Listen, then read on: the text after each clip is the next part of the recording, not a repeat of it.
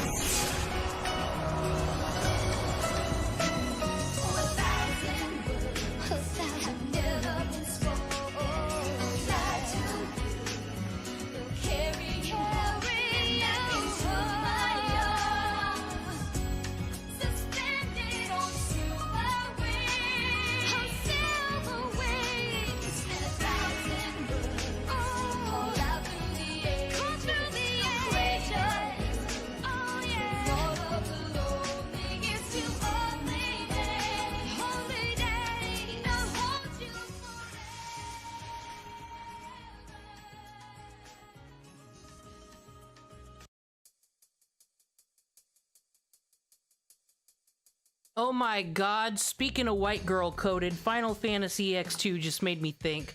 Hi, this is the most white girl coded thing ever right here. So in high school, I had 3 friends, also all white women, and one of them was a vampire, by the way.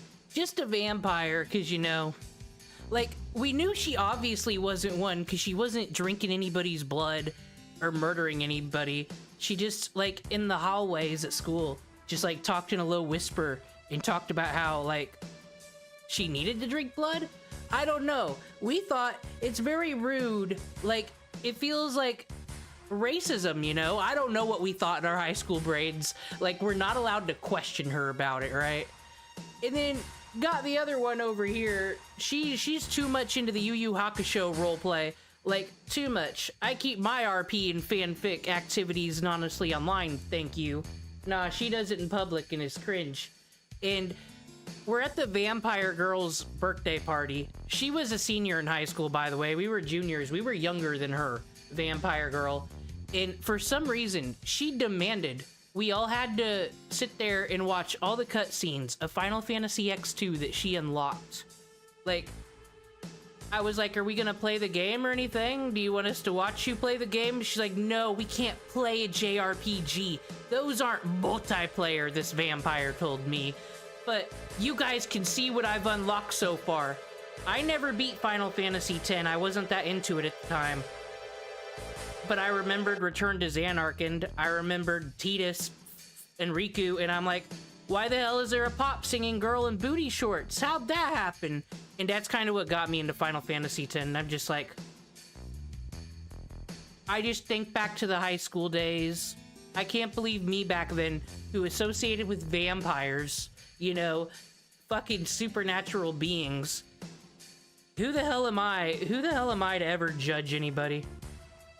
Well, that's a lie, because I just want to watch this More Pegasus video, and Denims has a stream from back in the day, and I mean back in the day, like 2 years ago, where she argues that the education system failed us all. And we can all agree on this, because Denims is fucking stupid.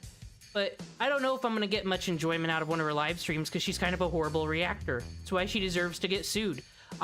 We could take the rape RPG video. It'll be like, what, an hour and something long? The reaction was probably like forever longer than that. That's transformative. Denim just stares in like, where's the push-up bra? I don't know, so it'll be interesting. Also, I don't know what a Lululemon is. I'm gonna be honest. It's the stereotype, but I don't get it. So like, do they buy leggings there? You can buy leggings online. It's cheaper to buy things online than it is to go to a brick and mortar. What are white women doing? Not doing it right. Alright. I love my internet's dramas. I got to get all caught up. I used to watch shit like Real Housewives. It's weird. It's like I'm half nerd. I get the nerd shit from my dad, always watching Star Trek and whatever. And then my mom was watching The Real World, Survivor, all that from day fucking one. And because of it, I'm just both. And internet drama is perfect because, like, I don't know. You get paid to be on a reality show. You get more attention for being dramatic. Here on YouTube, you can lose everything. So many careers have been lost. Because of what? Because of someone's fucking pride and ego? It's ridiculous. Trying to find the video I'm looking for. Why do I have all this gotcha stuff? Why do I have a VTuber saying Jesus saved my life? What is my watch later playlist? I think I just get high and add all this shit on here and then don't remember what it is. I'll find it. I don't know. I think I'll have to wait on that. I don't know. Black Soul, how can there be a sequel? How do they top that? I don't think you can.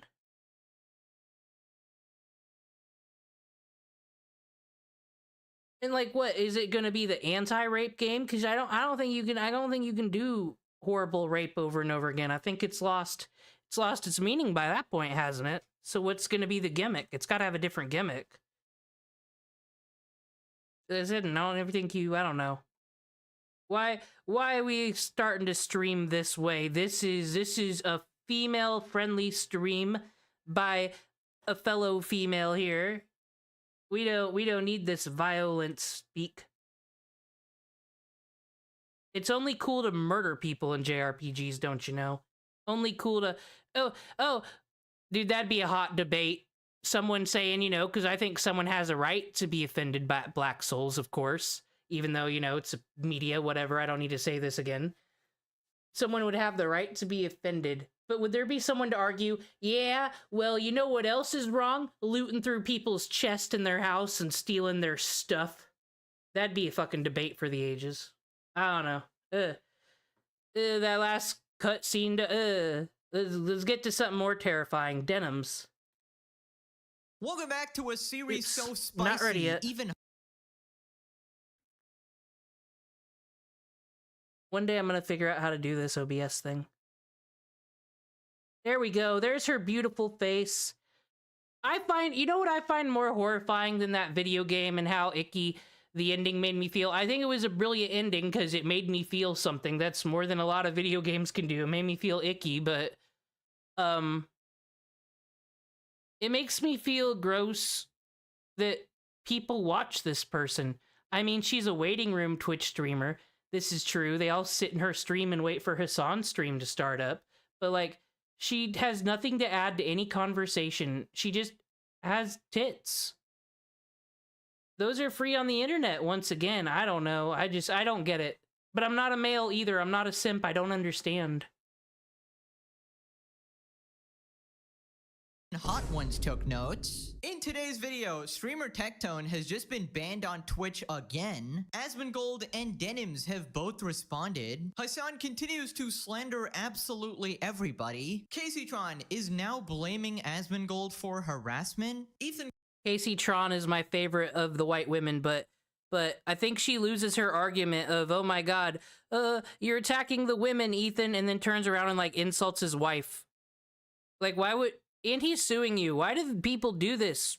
Like I said, they're facing consequences. They're knowing shit's real. That's a good thing. Ethan Klein has added another Hassan orbiter, Shonda Black, to the lawsuit. Unfortunately, they cannot cry about misogyny this time, but don't worry, they're calling him racist now. Alrighty, subscribe or you're locked in an elevator with Casey Tron for 24 hours straight. Alrighty, let's start with Tectone getting banned on. All you need to know is this Hassan Piker fellow seems to get away with anything on Twitch.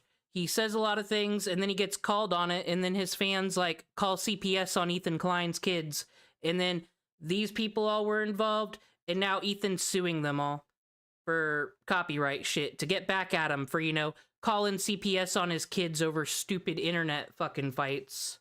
And Creator Clash 3 got destroyed because iDubbbz nosedived into this drama out of nowhere and threw away his career. It was great to watch. This has been the greatest YouTube drama of all fucking time, but I've always hated Denims. I've known about her for like the last year, and every time I see her face, see her brain slowly working, I get mad. So that's why this is my favorite part of the drama, because she's getting sued. They're all caught up. Twitch. Now, if you remember, the last time he got banned, it was because he called Frogan galactically compatible. Well, it seems like this ban was also due to another Hassan Orber, this time Denims. This is not my first, this is not my second, this is not my third, this is my fourth fucking ban in the past 90 days. 7 days, boys, 7 days. Thought it was 2 weeks. 2 weeks, oh, don't worry, it's only a 7-day ban and no pay for 2 weeks. Yep. I'm new to this Tectones. Apparently, he also streams the gacha. He streams gacha and does drama. Great. I love it. Niches be damned. Everyone just make what you want to make. There it is, that dumb bitch who's getting her ass sued, and I can't wait for her ass to get permanent. Yes, I have been mass reported by Denim's community once again for calling her a whore.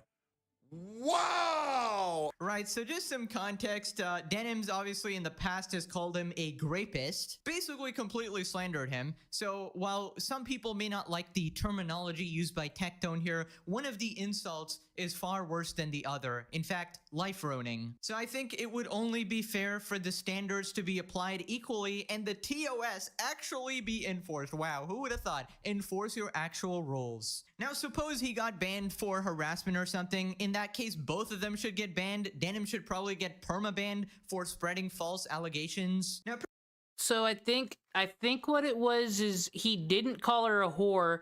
He said if she doesn't want to be called a whore, she shouldn't have an OnlyFans. But Twitch hears whore, Denims. I don't know, it annoys me. I'm not even against OnlyFans. I'm just kind of against influencers with OnlyFans. It's just weird to have it's weird that you got your nudes out there and then it's like, here's my political opinions, guys. Whatever Hassan says, that's the right thing and everyone else is dumb. Or like, and then they act like, oh, if you attack them, if you insult them, you're attacking sex workers. And I argue that's some kind of cultural appropriation there. If we're going to get the white women words out, that is cultural appropriation.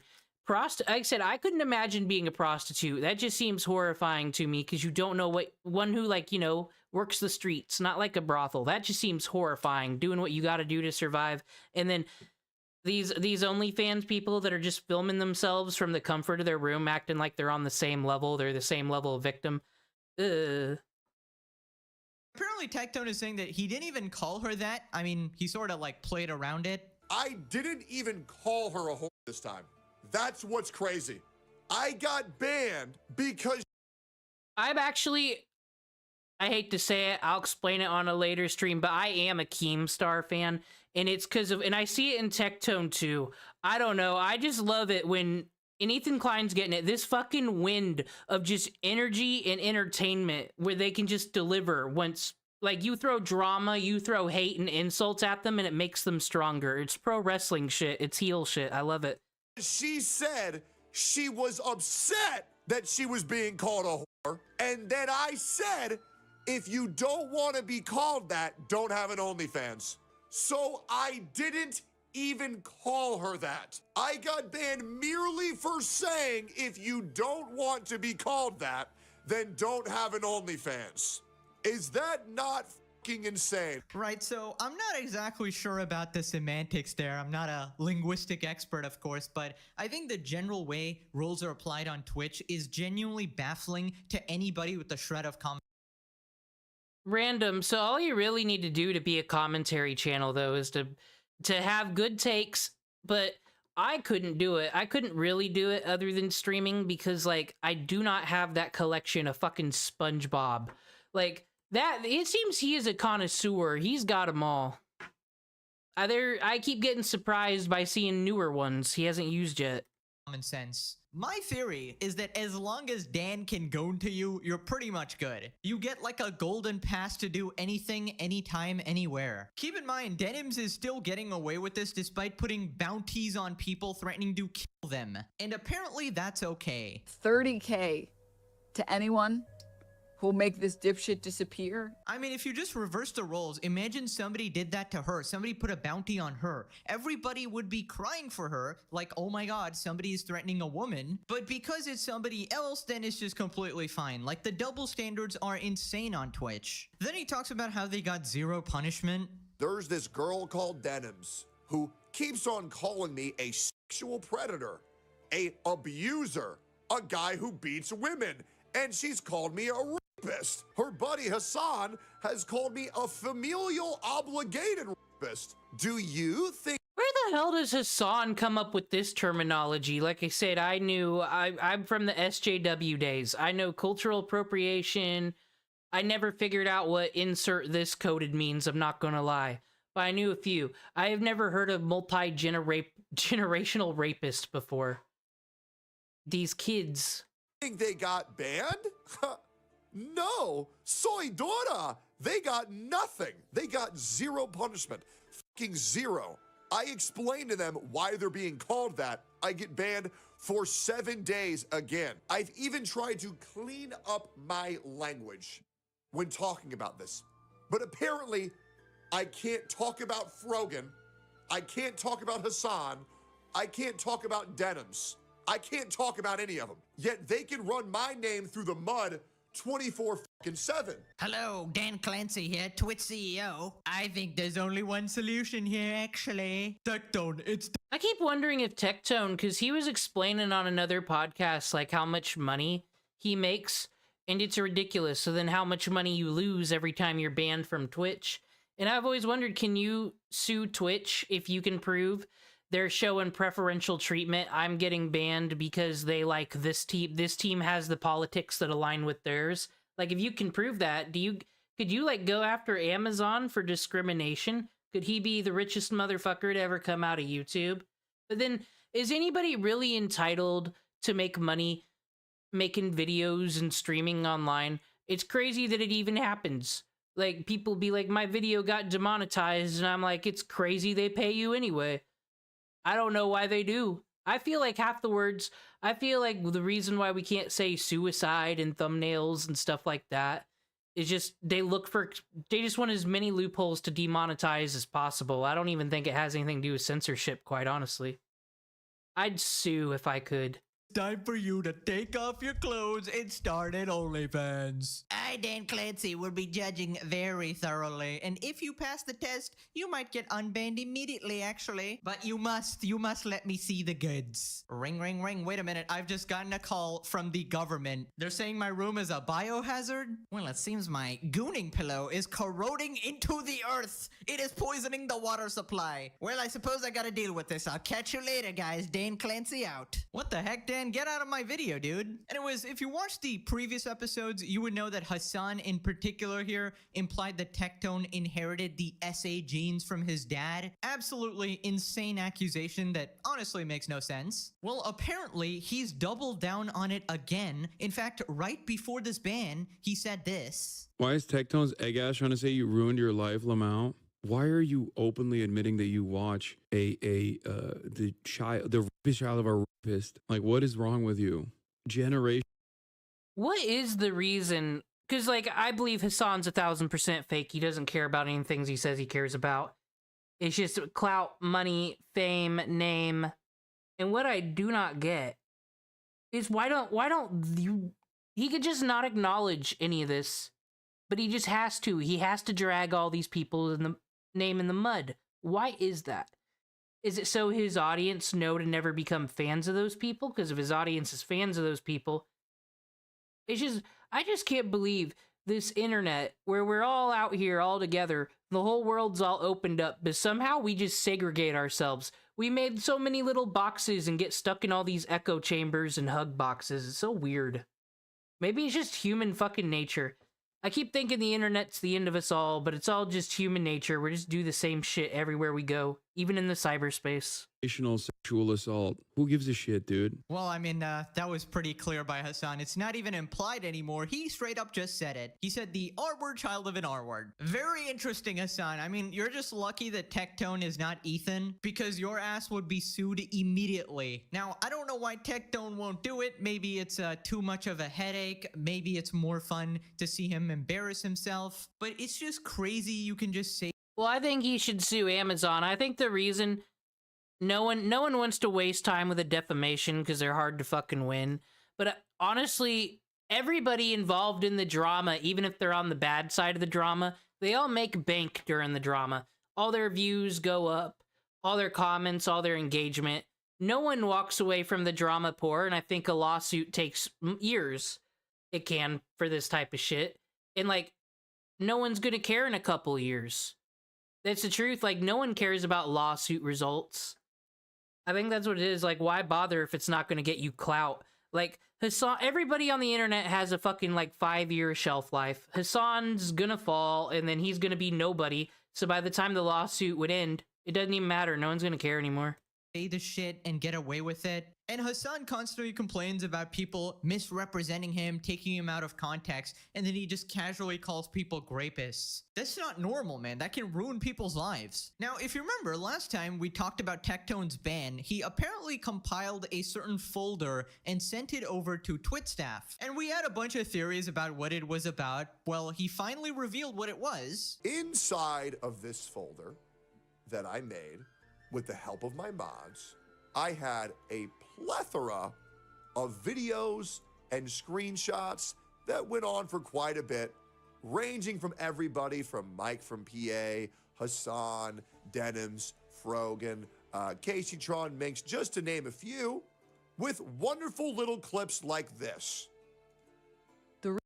Though I will say, if it wasn't for egregious things like calling CPS on Ethan's kid and everyone calling each other like genociders or whatever, like, and you know, false allegations, this really does seem like a drama of a whole bunch of fucking children all tattletaling on each other, and then Twitch being like, just don't talk about them anymore, just ignore them. Yeah, okay, they started the fight. Like, that's how it could all be summed up at this point.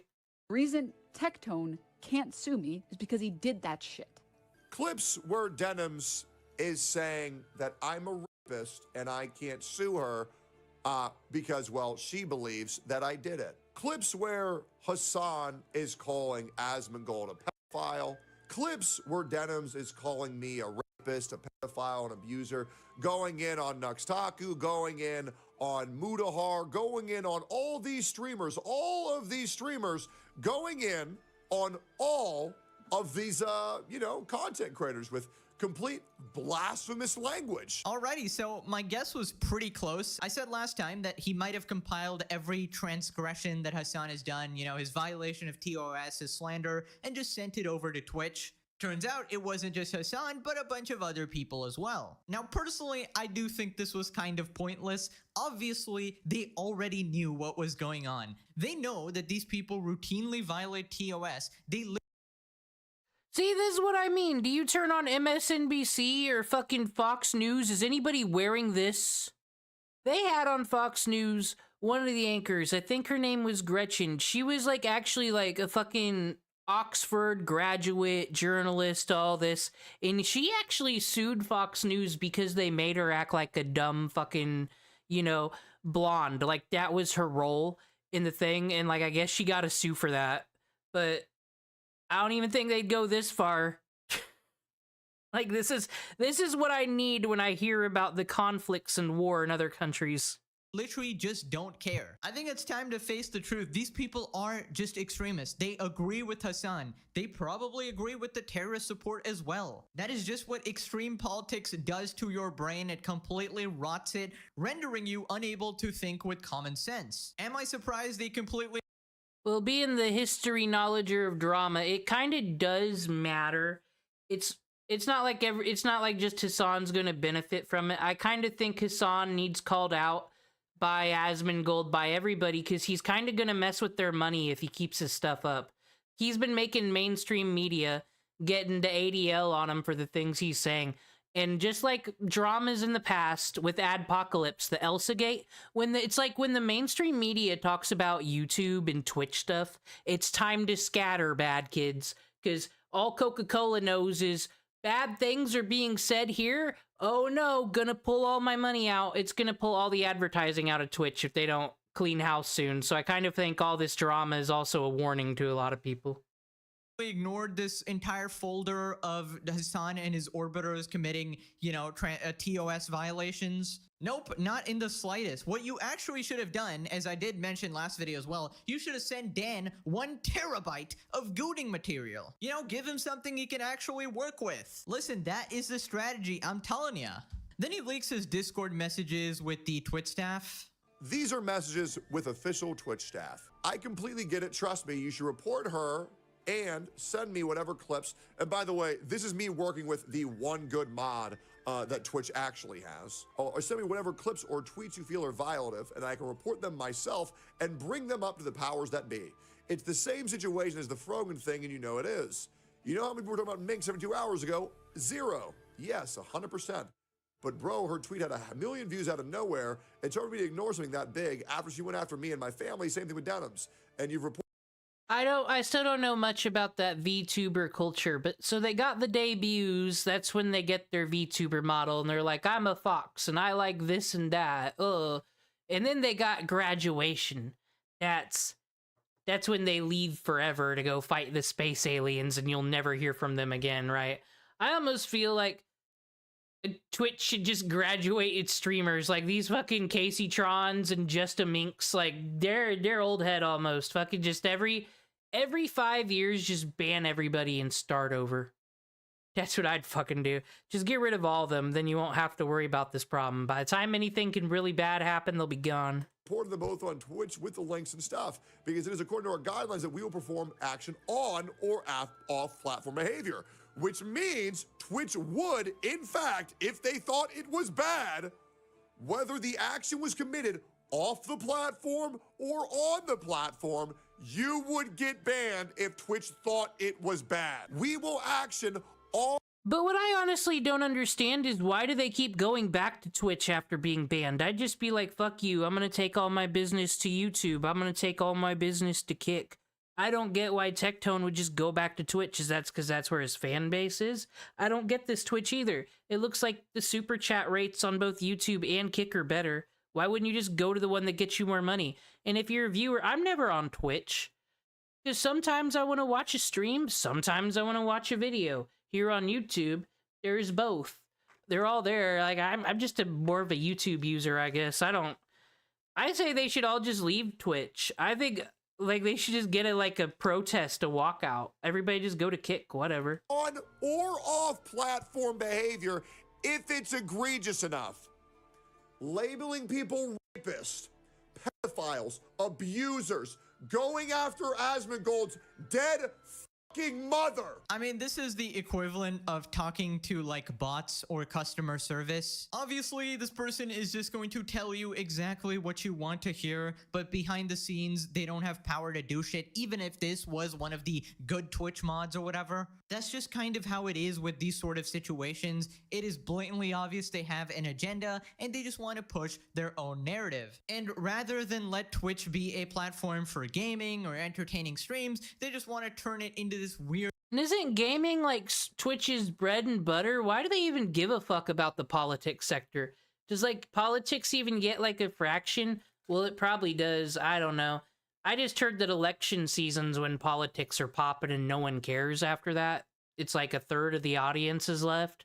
But I don't know. I personally wouldn't even die. Even if I liked Hassan as someone who worked for Twitch, but my career name was on it, I wouldn't go to bat for him just because politics.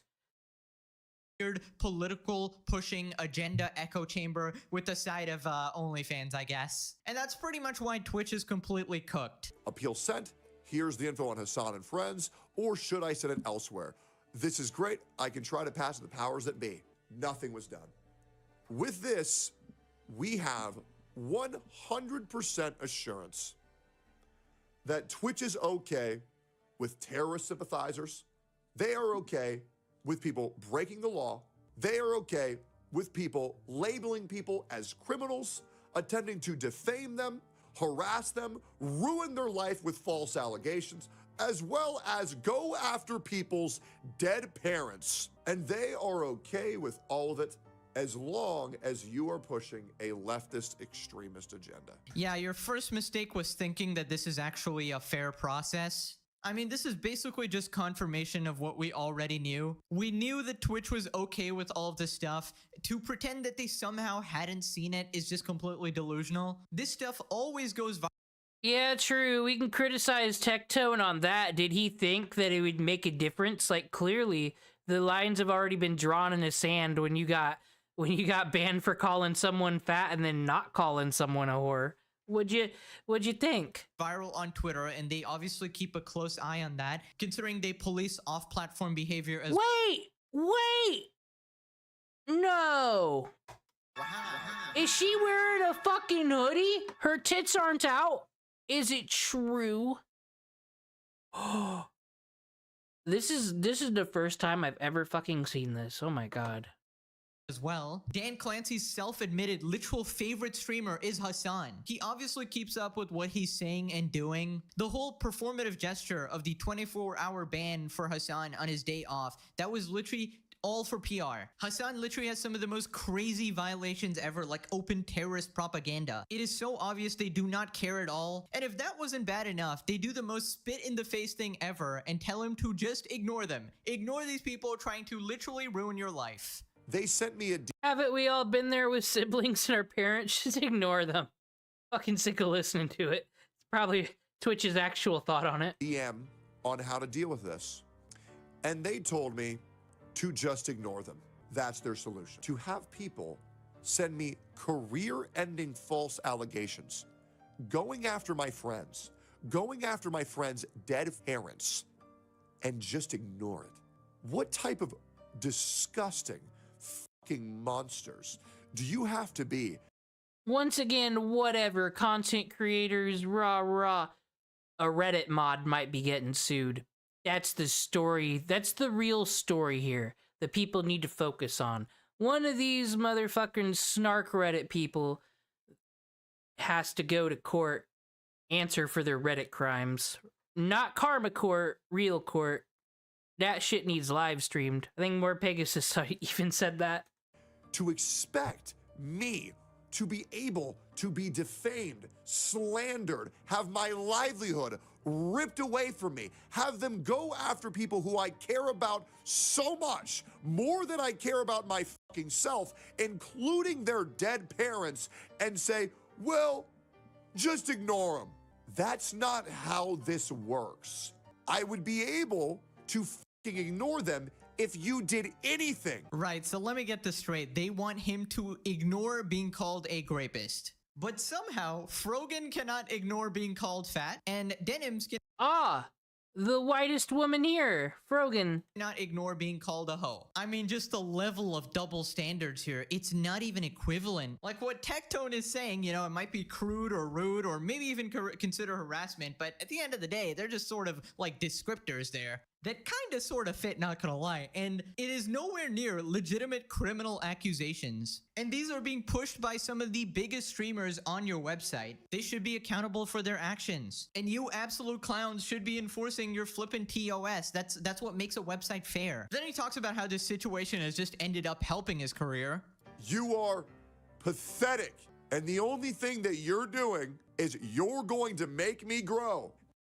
People act like Kick is the fucking wild, wild west, do whatever you want. It seems to have a more reliable TOS. I think it's just say whatever you want, just, you know, not slurs, I guess. But even they have this hardcore reputation, but only Use Me Blade decided to throw a dog one time and he got fucking permabanned. Do you think if Hassan threw or dropped a puppy on Twitch, do you think that'd be the end of it? I'm making up scenarios in my head. And get bigger and bigger and bigger, because I'm not going to let you bully me. I'm not going to let you silence me. I'm not going to let you encourage me to just ignore it and not talk about it. How about you get your head out of your ass and you do your fucking jobs? You have a TOS. Enforce it. Thank you for giving me 1 million subs on YouTube. I'm gonna go get a golden retriever in celebration. Yeah, I mean, they did just end up making Tectone way bigger than he was before this whole drama. And these multiple Twitch bans just ended up having the exact opposite effect. Instead of actually suppressing him, he ended up multi-streaming, getting a much bigger audience, popping off on YouTube. It's just so funny how incompetent they are at everything they do. Makes me somewhat grateful for YouTube. That's what I'm saying. That's how you'd get back at Twitch. Just leave. Don't come back after your ban. Get your audience to go to YouTube and give you super chat money there. Money that Twitch no longer gets a big... That would hurt them. That's how you hurt people. Fucking money. This is America. Because, you know, they do have a ton of problems, but at least they aren't as bad. So anyways, Asmongold responded talking about how damaging it can be to spread these accusations. Ruin their life with false allegations. I don't think people understand how much damage a false allegation can do to a person. It will make people want to kill themselves. Once again, yeah, bullying leads to suicide, we know. Why is Asmongold the fucking news on the internet? Like I said, is it, like, this is a common sense fucking take. It's common sense. This is kind of, I guess, me at More Pegasus and fucking Nux Taku and everyone who does this, where it's like, here's my take, now here's Asmongold's take. Where he just says a common sense thing that any person with a fucking brain should be able to discern. Like, is it like, look guys, this popular Twitch streamer said what we're all thinking, so we know it's right. I don't know. Maybe I think the world's smarter than it is. Once again, the man fell through his fucking floor. He's not... I don't know, he's not my role model. And in a lot of cases, sometimes they do. Because, like, if you say something like that about a person, this is career ending, people do not want to deal with you, nobody wants to be around you, it's really, really bad. A leftist extremist agenda. As long as you have the right opinions, you get away with anything. That's right. And that's the way it's been at Twitch. If you have the right opinions and you have the right politics, you can break the rules and not receive any consequences. And when things get egregious enough, maybe you get suspended on your day off. Yeah, that's pretty much how it works if you have the correct politically approved opinion, which is somehow supporting terrorists now. You can pretty much do whatever you want, you can live in fantasy land, and Twitch will just protect you. And we really do forget how serious these accusations can be. It's just lucky that some of these streamers are big enough to defend themselves, clear their names, and they get a lot of support and attention from other people covering the situation. But who knows if Denims and friends do this to some people who are smaller or people who don't have these large fan bases to defend themselves. I mean, it will just straight up ruin their lives. Twitch to Hamas orbiters, I'll ban him. Twitch to Tectone, ignore them. I love how together as a community we've... Has that ever happened to anybody though? Well, I guess if they're small, we'd never know. But if you're so small that we'd never know, then how could your life be ruined? Because no one knows, unless like you got like a couple A-loggers. I don't know. I kind of, like I said, I'm not saying it's impossible. It's nothing wrong with what he said there. I just kind of want to know if that's actually happened. Effectively changed Hassan's name from Hassan to Hamas. Absolutely fitting. He will probably wear that as like a pro. Like, has a content creator ever lied about one of their audience members? That'd be weird. What would be the reason for that? Label. Anyways, turns out Denims responded. Here we have a tweet, do nothing and win. She responded on her alt account again. The funniest thing about this is the fact that I only asked people to report him once for the jerk off comments about me. After Twitch didn't do shit, I literally gave up on the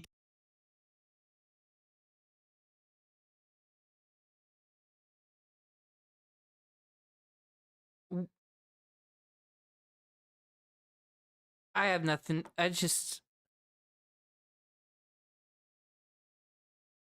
like, I get what she's saying. She's not the one who reported him. It's just she's just, this is fucking tactic number one. This is some Gamergate shit, honestly. I don't get this.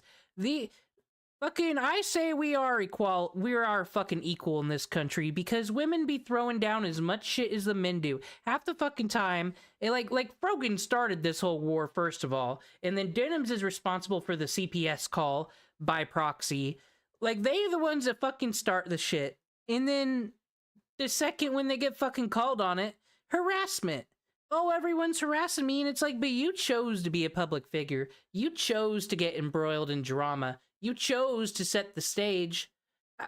Talk shit, get hit. It's just like, because she just has to throw in here, after Twitch didn't do anything for me, I literally gave up on the Twitch report system, so it obviously wasn't me.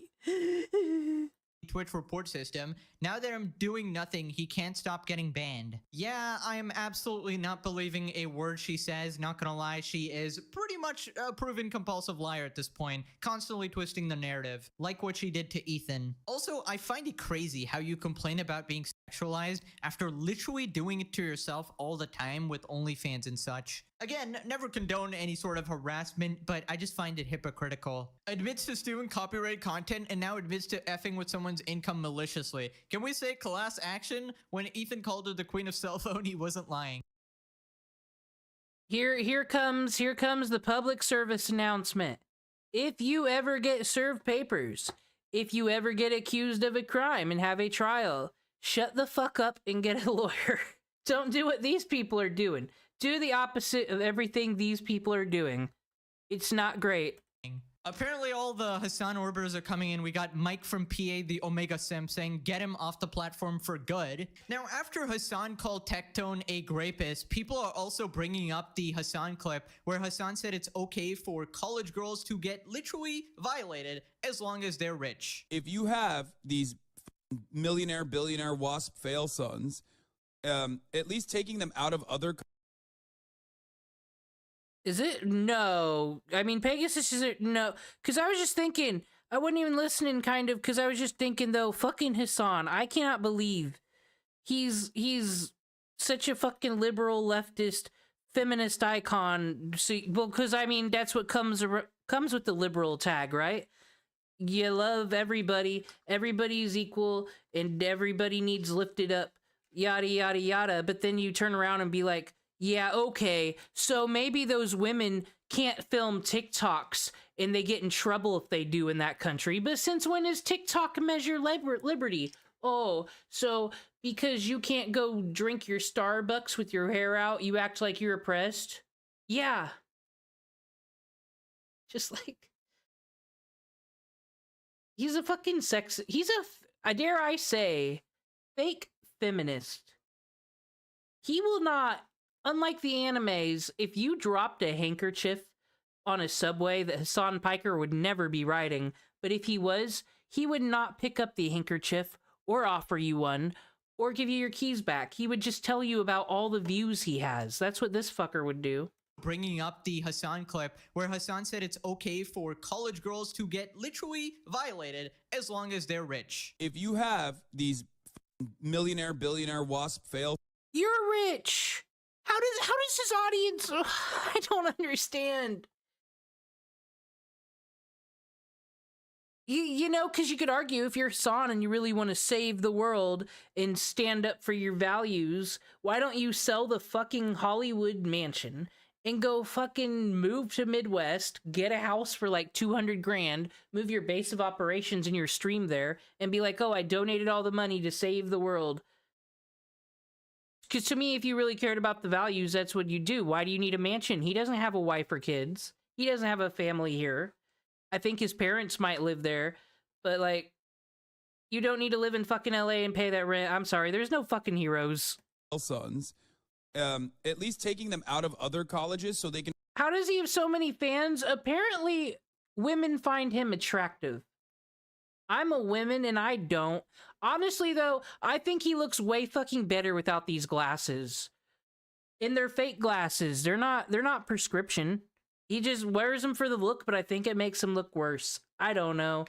And Tectone says Hassan does steroids. I don't know about that claim, but nah, there's nothing attractive about Hassan to me.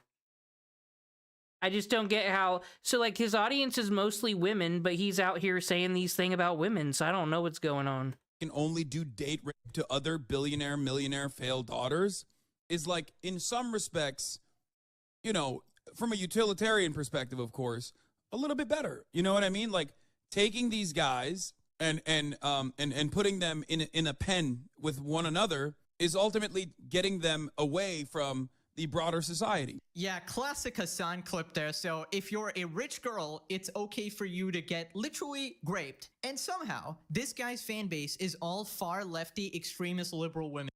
Okay, did y'all know, I think this was in the last video I watched, there was a fucking anti-ICE protest in Roblox, and Taylor Lorenz went to go report on it and acted like she was doing serious reporting. It was so cute that they let her pretend to be a journalist. People be calling her accomplished journalist and shit. I think it legit is the same shit as Chris Chan. I think they're having a laugh there over on Twitter, everyone who says they're her friends. And then she had proof of it. She was like, I was talking to a 9-year-old who was telling me that the police shot them in Roblox. And it was just a text saying, we were at the anti-ICE protest in Roblox. They shot at us. Frowny face. And I'm like, that was probably a 38-year-old groomer, because there are only 2 kinds of people on Roblox. I don't know. Fucking, he's not real, right? Like, it's a joke. Like, Andy Kaufman didn't die. This is a joke. I can't believe this woman's a real woman who exists in our world. It's shocking. By the way, from grapes never happened to baby settlers to supporting terrorists who do the most unspeakable things to women and children and LGBT, who he claims to love so much. But also, I love Hezbollah, guys. Just what a piece of shit, man. Anyways, let's move on to Casey Tron. Now, last video we talked about her playing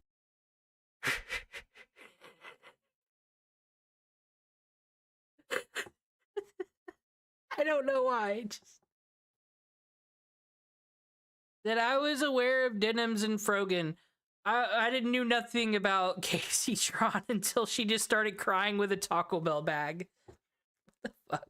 Victim after getting rightfully sued for stealing content. Well, Asmongold has responded, and turns out he's pretty mad. You know, like that's what really like. This is the same girl that said I killed my mother. The amount of sympathy that I have for this?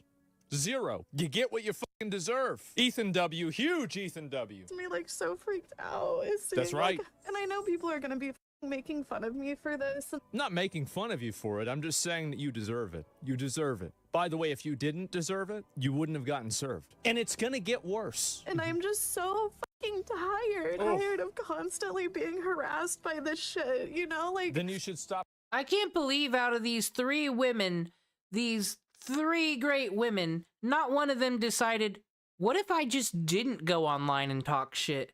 What if I just, like, I don't know. And that's what I'm asking. Can any of them negotiate with Ethan Klein? Can any of them be a fucking, what's the word with unions? You know, scrub or whatever. Can they just, like, be like, Ethan, okay, I will apologize. I'll uncondone everything I said.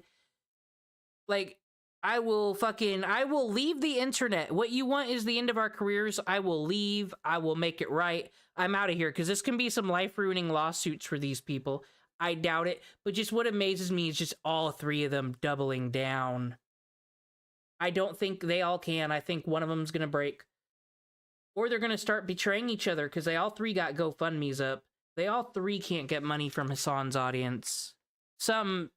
This is some Big Brother fucking Survivor shit. Someone's gonna go at each other. That's what I'm waiting for. Stop harassing other people. for the past 3 or 4 months, I've really just been like, I just want to focus on myself and I want to focus on my community. You want to focus on yourself and your community, so you actively lead harassment campaigns against multiple people to get them deplatformed, misrepresent them, and call them. I would personally just leave the internet with this heat going down, quite honestly. Because it's not like these people don't have, like, PewDiePie numbers. They're kind of just mid. They probably get, like I think Casey Tron, people watch her streams to watch whatever movie she put on. I don't think she's doing much well. Like, it's enough money. It's enough money. I think Asmongold even explained this. It's enough money to make a living on, but you'd honestly just be better off working at McDonald's. They don't have, it's just not that much. It's not worth it. Some rapists, but you just want to focus on being positive in your community. No, you're lying. You're lying. You're lying. You're lying. It's so obvious. I want to be one of those people who's just a breath of fresh air. Fresh air. Was it 42 times? Something. This cracks me up hearing because, like, the first thing she did was call Ethan's wife ugly and called her a stupid bitch after. I just wanted to be a breath of fresh air to bring positivity. Like, these people, is it because they stream so much they never get a chance to watch themselves? Like, how do they not know the things they say? Like that. She smoked more than she spoke. They do musicals. They're very musical people. Dog, what do you look? You think I made this? I said it's just been such a fucking struggle, and I'm just so It's gonna get worse. tired of struggling, and just the idea of It's gonna get a having to, lot like, worse. keep on struggling, and it just be an ongoing thing for like the next several years of my life. It's just like I don't know. If It's not the next several. It's your whole life. Your whole life on the internet. It's just gonna keep getting worse. Wow, I've actually never seen Asmongold this angry. I guess the comment about his mom really pissed him off. I mean, as it should. And unfortunately for Casey, no amount of crying and groveling is going to fix this. I mean, she still refuses to apologize to Ethan. That is probably the one thing that could save you at this point. You know, actually delivering a sincere apology to Ethan, and Ethan from the kindness in his heart. Well, there's 4 getting sued now. I think Pegasus is about to get into that. 4 getting sued. And I know because I looked at the Twitter, I logged in, and Ethan put out the branch saying, if you can do this, if you, Taylor Lorenz, in a Reddit mod, which I was already mad about that, I was like, no, that lawsuit needs to happen. Don't fucking give that person a free pass. But, like, if all 3 of those people would apologize, then Shonda Black won't get sued. But Shonda Black said, no, I'm not going to force amazing journalist Taylor Lorenz to apologize. She's a woman, you sexist, pretty much. So 4 people doubling down. No one wants to take the branch and escape. Decides to drop the lawsuit. But instead of doing that, you continue to double down and just call everybody that criticizes you incels and whatnot. And it really is just getting pathetic. And that is quite a statement for someone like What I don't understand is all their arguments against Ethan, they make shit up that never happened because they're too dumb to form an argument, or they bring politics into it. I could make argument if I don't know, if I were their lawyer in YouTube drama court, that Keemstar had CPS called on him. That might have been the Leafy grade A under A drama, but Ethan was making Keemstar's life hell when Ethan put the content nuke out on fucking Keem. Like, there was a lot of shit going down. So you could say it's kind of hypocritical because Ethan Klein kind of is in the Keemstar position now. It's a complete reversal because he's going out of his way to fucking sue and slay, drag. It's insane. Like Casey. I could make that argument, and I guess he got sued for restreaming Jake Paul's stuff, but he got sued. It's over. He faced consequences. Just because he did something doesn't mean they don't get a fucking face consequences. It's like I said, it's a whole bunch of fucking 3rd grade logic and rule tattletaling bullshit. Who was pathetic to begin with. You really need to take a look in the mirror, probably wear sunglasses, that shit might blind you, but, you know, do some level of self-reflection. That was my point there. Like, how did I get to this point? How did I F up my life this bad, you know? Then she calls out Asmongold's community for harassing her. You know, Asmongold's community, Tectone's community is now claiming. That's right. You shouldn't have talked shit about me. What do you think? I'm a target dummy? You think I'm supposed to just take it? And also, I barely even talk about you. The only time I think about you is whenever you said, I don't know if this is a controversial take, but as Casey Tron's fellow white woman here, I think if you're going to be a public figure, you fucking signed up for it. Like, instead, you're talking shit on other people. That means you have the right to get hit. If you were like a Pokemon streamer who only talked about Pokemon, or if you're Jaden Animations, and all of a sudden Asmongold's community comes with you at Die Whore Die, like, that's a problem. Something's wrong there. That's because someone probably told lies. But it's not gonna happen because Jaden Animations ain't out here talking shit. I've never seen a drama where someone calls cries about how badly they're being harassed. And like, they're not, and on a high platform or kind of started it. I just calls it as I sees it. Well, that horrible Fox girl thing happened though, so I probably shouldn't be saying these things because people do get harassed. It's true. It's awful. But I have a feeling that this Casey Tron shit is just not the same. I said I've seen these people say horrible shit. You're talking about me. Claiming that Tectone is going to sue me for defamation. Oh. Remember how I said I thought it was going to get worse? Wait, hang on a minute. What's going on here? You got Casey Tron asleep in the bottom right, okay? She's reacting, guys. Guys, she's reacting. How much do you want to bet that our viewers probably go down the moment that she wakes up? The amount of sympathy that I have for this?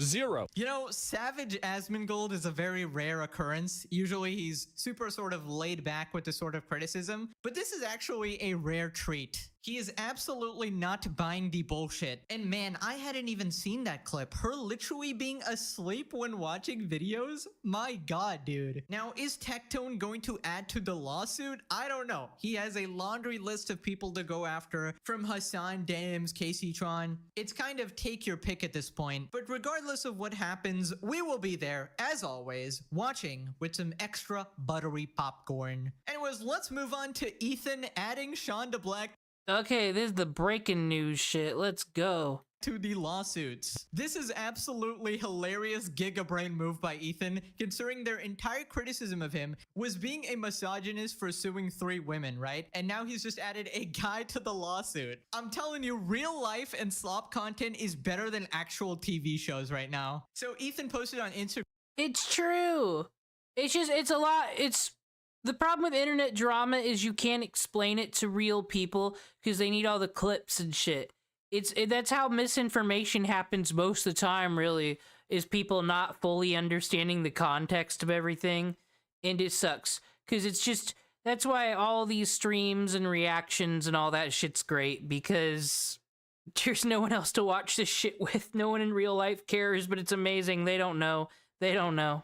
Instagram, good evening. I've been thinking deeply about everything going on, specifically about the accusation that I'm a misogynist for suing 3 women. You are all correct. It's not been fair. That's why I've decided to add Sean DeBlack to the lawsuits for gender equality.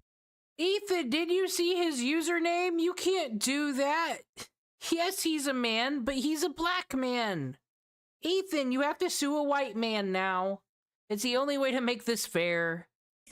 Sean, be sure to thank all of your Snucker friends for their constructive advice.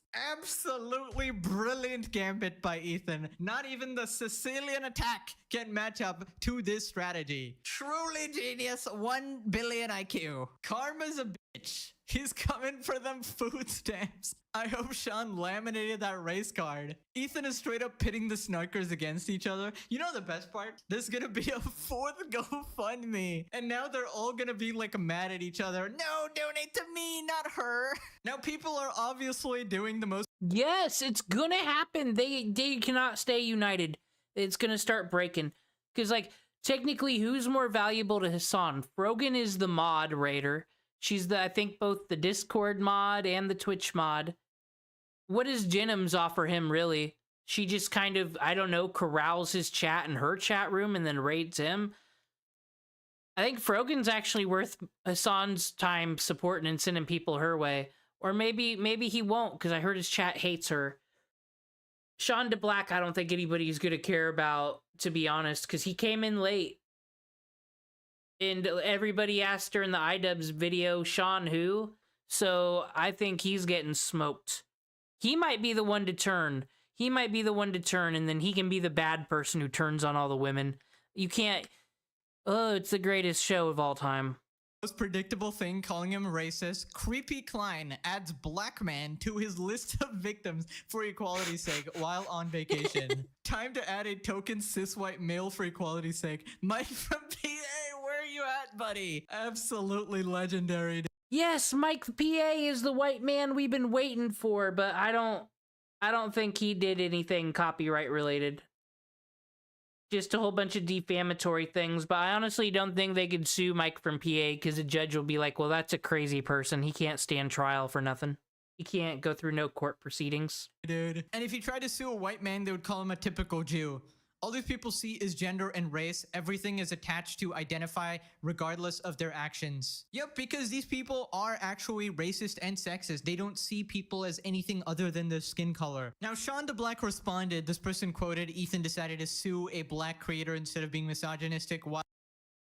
I heard this person is nuts and thinks they're married to Pokimane.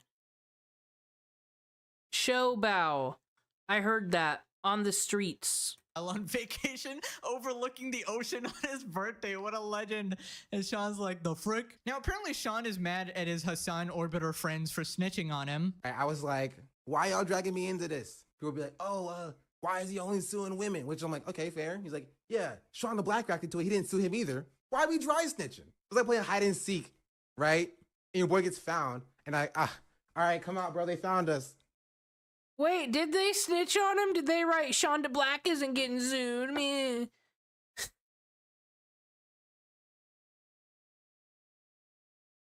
How the fuck could you make a sexist argument against Ethan? Oh yeah, that fucking sexist. Doesn't his wife own like a multi-goddamn million-dollar clothing company? And is was a soldier, IDF soldier, which is probably why they all fucking hate her. But like, I don't know. That doesn't normally seem to be the type of woman misogynists are into. I don't know. And apparently he's an incel. I haven't heard the word incel in so long until, well, Solomon Chow made me think it. And these people, they keep insulting Ethan with incel, but he's the only person who is like wife and kids. And they've had to have heard this criticism of themselves, and yet they still double down. Why do they double down? At least Sean DeBlack's reminding everybody that this fucking tattletaling's getting a bit nonsense on every side. What do you mean they found us? We? You speaking French? You speaking French? Leave me out of this. Leave me out of this. To be fair, they probably didn't think this through. They probably didn't think that far ahead. They were trying to call it Ethan's misogyny, which is a good thing. But like they, I caught a stray. He just fucking say Ethan tried to call a misogyn. I can't wait to hear Denim's take on the fucking school system. And that's just how it be sometimes. Considering how much E hates black people, I'm surprised he knows your name. He knows my name so he can hate black people. Dude, of course they make it about racism. What a classic. When you're unable to fight on any legitimate arguments at all. Well, actually, NPC dialogue activated. Sexist, racist, incel, misogynist, homophobic, error, system reboot needed. Actually, I think this shit is why no one uses the word incel anymore. It's because it got too overused. Everybody was an incel. Everybody who had an opinion that wasn't yours and their male, incel. Also, he knows my name so he can hate black people is insane. What kind of brain damaged logic is that? Can you imagine just being in this friend group? Like the amount of extra surplus brain cells you need to have to survive going completely lobotomized? Also, it's so funny to see him turn on his friends like, why did you bring me into this? Why did you call him a misogynist? Bro is pissing his pants right now. And I just find it funny that this... I didn't watch Ethan Klein's fucking content nuke because it was all about, even though I already knew from Willie Mac show and all that Hassan was awful, it was all about politics and I didn't really care. So then I was like, whatever, but Hassan sucks, so I'm sure Ethan's making good points. The next thing I know, on my YouTube, there's a fucking content cop. And I am like, what? The second that all those people were doing a fucking Congo line, doing the fucking L Fortnite dance, I am like, oh my god, what has become of Content Cop? iDubbbz, what? iDubbbz, I knew it was bad, but you've gotten this bad? What? This is horrible. And then everything happened, and it's been wonderful ever since. This was all because they just couldn't shut up. They had to accuse him of even more bullshit, piss him off even more. And like, he's completely right. He did catch a stray here. But also, I feel like Ethan couldn't actually sue you unless you violated fair use and tried to steal his content as well. I haven't seen Sean's reaction or anything, but I imagine that there's clips out there. So we'll be seeing how egregious it is going forward. If it is anywhere near to what Casey, Frogan, and Denims did, then congratulations, you are completely screwed, especially if you admitted you were stealing content. Now, Ethan is doing the absolute super villain move here. I understand my announcement that I'm going to sue Sean the Black is upsetting to some. Therefore, in an act of superhuman grace, I will make you this offer. If the Snark subreddit, Taylor Lorenz, and Cat 10 Bar all apologize for calling me misogynist, I will consider dropping the lawsuit against Sean. This offer expires Sunday at 11:59 p.m. Well, that's not fair though. Taylor Lorenz probably don't talk to Sean DeBlack. He doesn't have that clout to get fucking her to apologize. Her to apologize on Twitter, Taylor Lorenz? I don't think she can. It's not possible. They are asking too much of this man. I kind of don't like this from H3. Like, if it were Hassan or fucking Denims, he could probably throw this branch at them, but I don't think this is fair. He's not gonna... You're asking, okay, maybe it is misogynistic, because you're asking the one male you're suing that he has to tell these two women to fucking take back the stupid shit they said. Two women that you probably don't even know that well, or hang out with. How you gonna do that? That's too much, Ethan Klein. Oh my god, he's making them grovel at his feet, bro. If you're trying to avoid committing copyright infringement, it's not great. If you're trying to avoid copyright, okay, sue her. After he paraded on the internet about how he was going to sue me and he wanted to sue me, guess what? Still no lawsuit. Sue me, Ethan. Who the f cares? Now, Taylor Lorenz actually ended up begging Ethan. So this person says, oh my god, Ethan is an insane abuser, now saying he'll retract the lawsuit if they apologize to him. I'm not sure how he thinks this is going to help his reputation. Taylor says, okay, bet. I'm ever so sorry. Wait! She doesn't mean it, though. She's holding both fingers behind her back. Is Ethan gonna drop it? If Ethan drops it, you know she'll be like, ha ha! I didn't actually mean it, you bigot who harasses young women. And when she says young women, she means herself because they had a DM. Sorry for calling you a misogynist, Ethan. Now drop this lawsuit against Sean, who absolutely does not deserve this. By the way, this is completely disingenuous by saying ever so sorry, like she doesn't mean this at all. Cat 10 Bars is no longer on Twitter, but she wanted to communicate the statement to everyone. Cat here, I want to be clear that my piece never refers to Ethan as a misogynist. It says the lawsuits have provoked a torrent of misogynistic abuse aimed at these women who were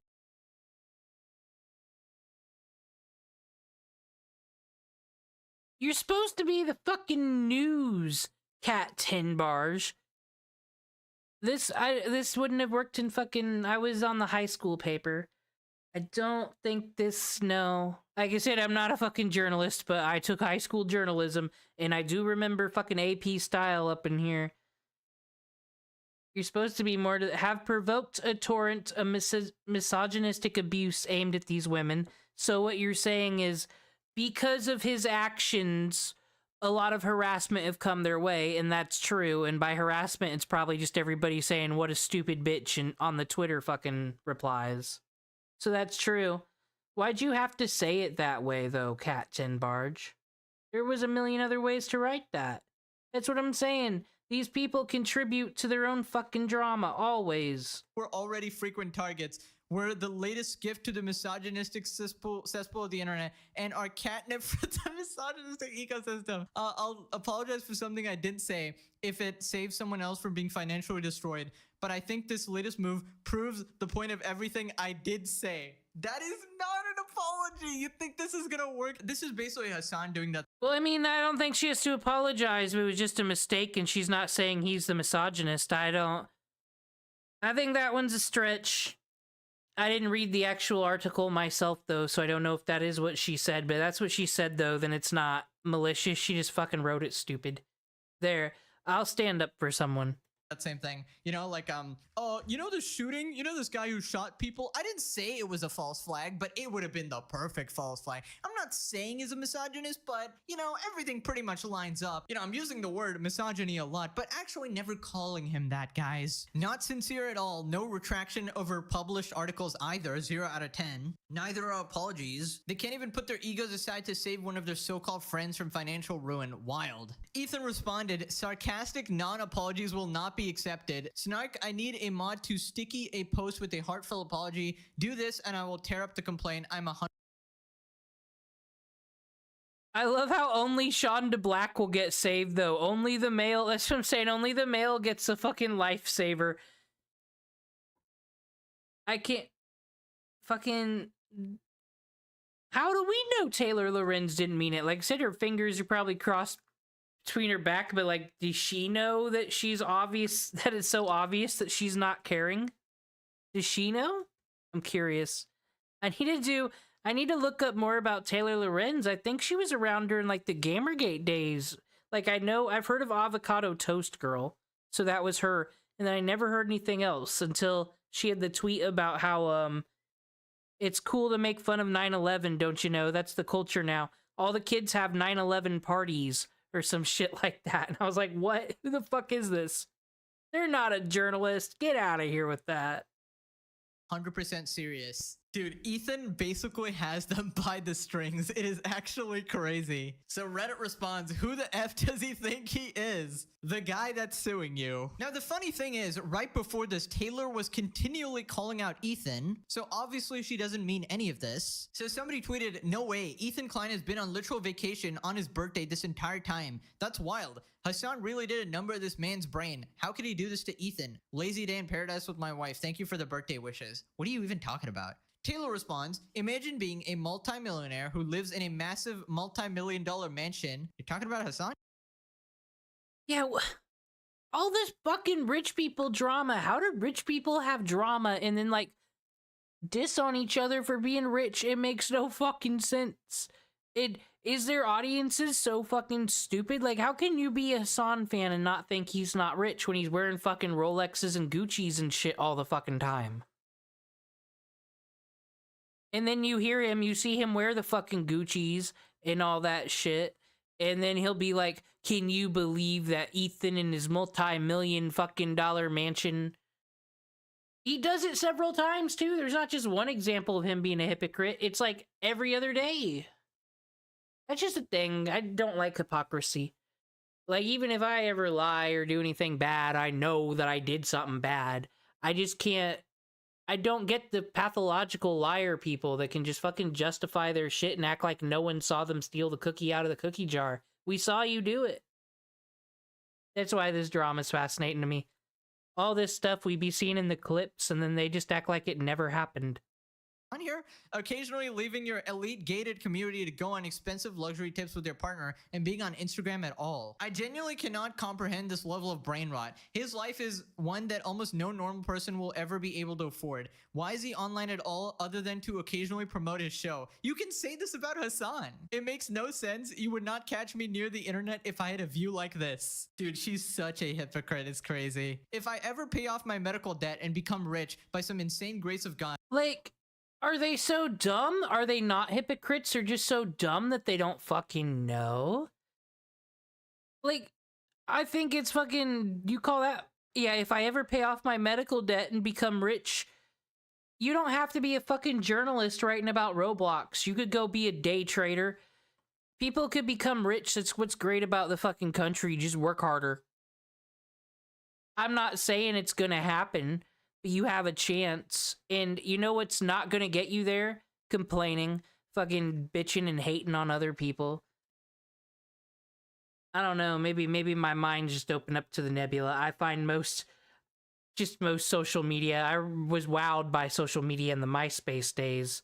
I loved ranking my friends in the top 25, but now I'm just like, kind of just shows the awfulness of humanity. No one knows what they do. I swear to God, the first thing I'm doing is logging the frick off. I will have an assistant post if necessary and dip in for work, but you'll not catch me slumming it in these digital streets. She doesn't She doesn't have to do this stupid shit. Go get a fucking job, Taylor. But, oh man, I can't pay all my medical bills. I wish I could be rich, even though I also live in LA and spend real expensive fucking rent. Or she lives either there or New York. She's not living in the goddamn country or whatever. These are supposed to be the fucking virtue signaling heroes. I would be... Do they have any poor fans? You know, who actually live in fucking poverty? Live around a whole bunch of drug addicts? Just no job, broken community? Because... Well, no, they don't have time to be offended by this shit because they have real problems. What am I saying? They ain't watching this shit. They don't know. I almost became a white woman again myself, feeling bad for people who probably have bigger problems than any of this dumb shit. I will be relaxing. So you're criticizing Ethan for living this like rich, lavish lifestyle, going on vacation, you know, in his mansion and, you know, spending a lot of time online.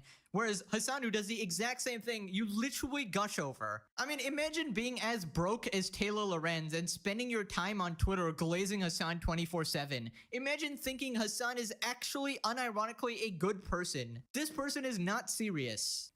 This woman will never log off. The H3 subreddit put together this meme of Taylor Lorenz concern trolling while obsessing over Ethan. This independent journalist posted 40 tweets about Ethan on Tuesday, called him obsessed the next day. This man is never allowed to respond. Post 40 tweets about Ethan, raging misogynist who hates women, doxes and smears women, misogynistic, endangered by safety, cannot stop misogynistic, whatever. Wow, this obsessed loser responded on his birthday. Now remember how last video we were talking about how scared Hassan is of Ethan now that he's actually suing people? I mean, he refused to even react to one of his Orbiter's videos. Well, now apparently he refuses to mention Ethan's name. Reserves. What is this? What do you think?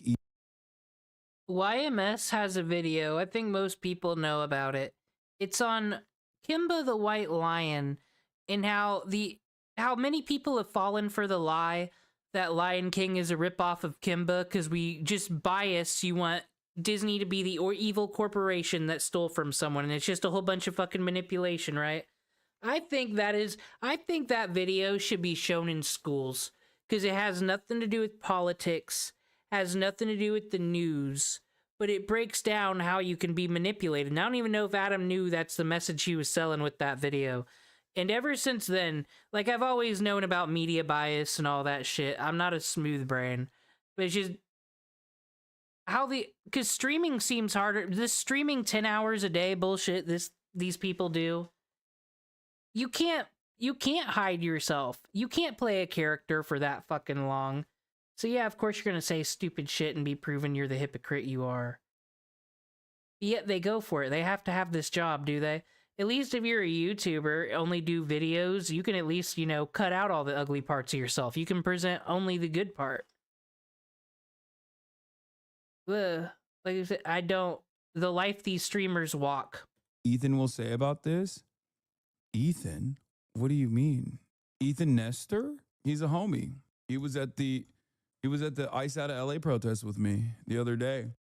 I personally think this is smart. He doesn't need to be all fucking smug to his chat. I don't know why this chat puts up with Hassan, quite frankly. He seems quite rude. But I think Hassan should be the one to just fucking stop talking about all these people.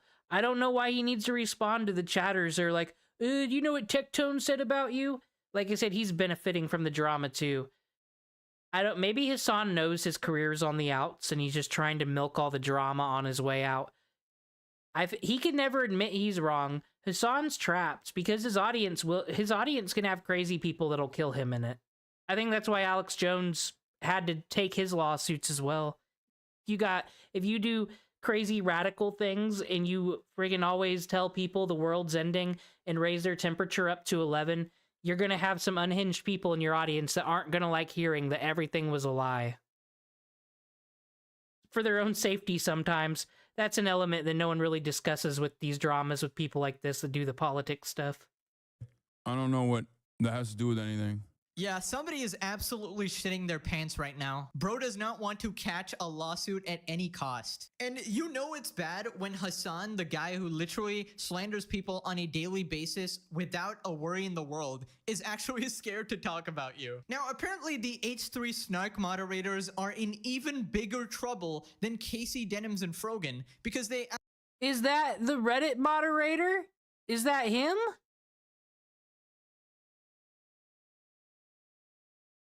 Well, they had to call CPS on Ethan's kids, you see. That was gonna free Palestine.